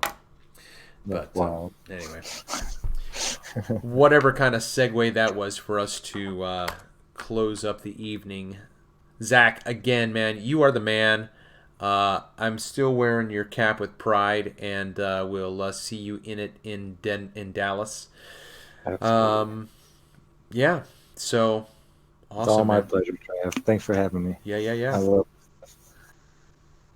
All right, brother. I will talk at you. I'm sure well before Dallas. Yep. So Yep. I'll talk at you. All right. Take care, everybody. Love y'all. See y'all later. Adios. Okay, everybody. So yeah, that was pretty good. I don't even know what time we're at. I know what time it is. I guess it's been 2.25 hour stream. I want to know how your date went. Oh, I was going on a date. Then listen, I don't kiss and tell. I do not kiss and tell. Although I will say, okay, so we went out for pizza because we've. This is a casual date. Okay, it's not anything serious, so I don't want you to get your hopes up. But we've known each other for like 5 years, and we just get together whenever we can. So it just happened that I was off for the weekend, and we had gone out to dinner at this restaurant before and had pasta. So then we said, hey, we should come back for pizza. So then this last Saturday we went out for pizza, and at the end of that we walked, because Havre de Grace is very historical and they've got like a smattering of restaurants on this same strip. And so we walked down to Coakley's. Coakley's is an Italian, I'm not an Italian, is an Irish bar. And they had live music. And they were playing some old 60s, 70s rock. And so we went in and finished out the evening there. And I put my man pants on and went out on the dance floor. But if you've ever seen Elaine on Seinfeld dancing, that's me, and that's about as good as it gets. So, what chat is? I did. I just answered your question. Why are you yelling at me in Skype, Danielle? Because I'm answering it right now. What the heck? Can you guys not hear me? I just went through the whole rigmarole. Yeah, my mic's on.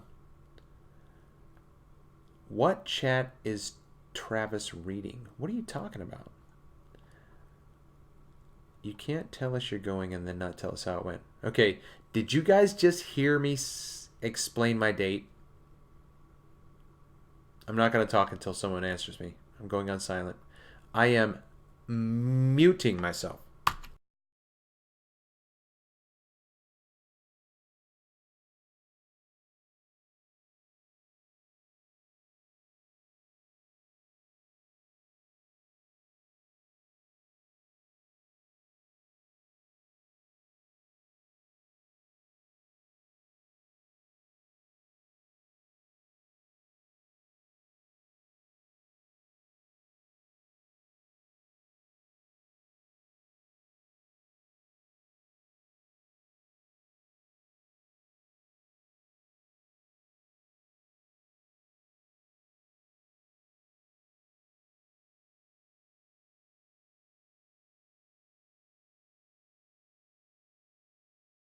So I had myself muted that whole time. I got no confirmation that you guys heard my my explanation of my date.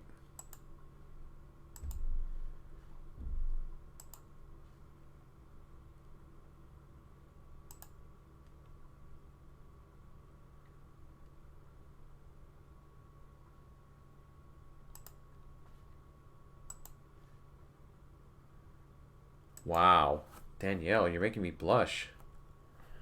No, you ain't going anywhere until you tell us about. I don't understand. I just explained it. I mean, I seriously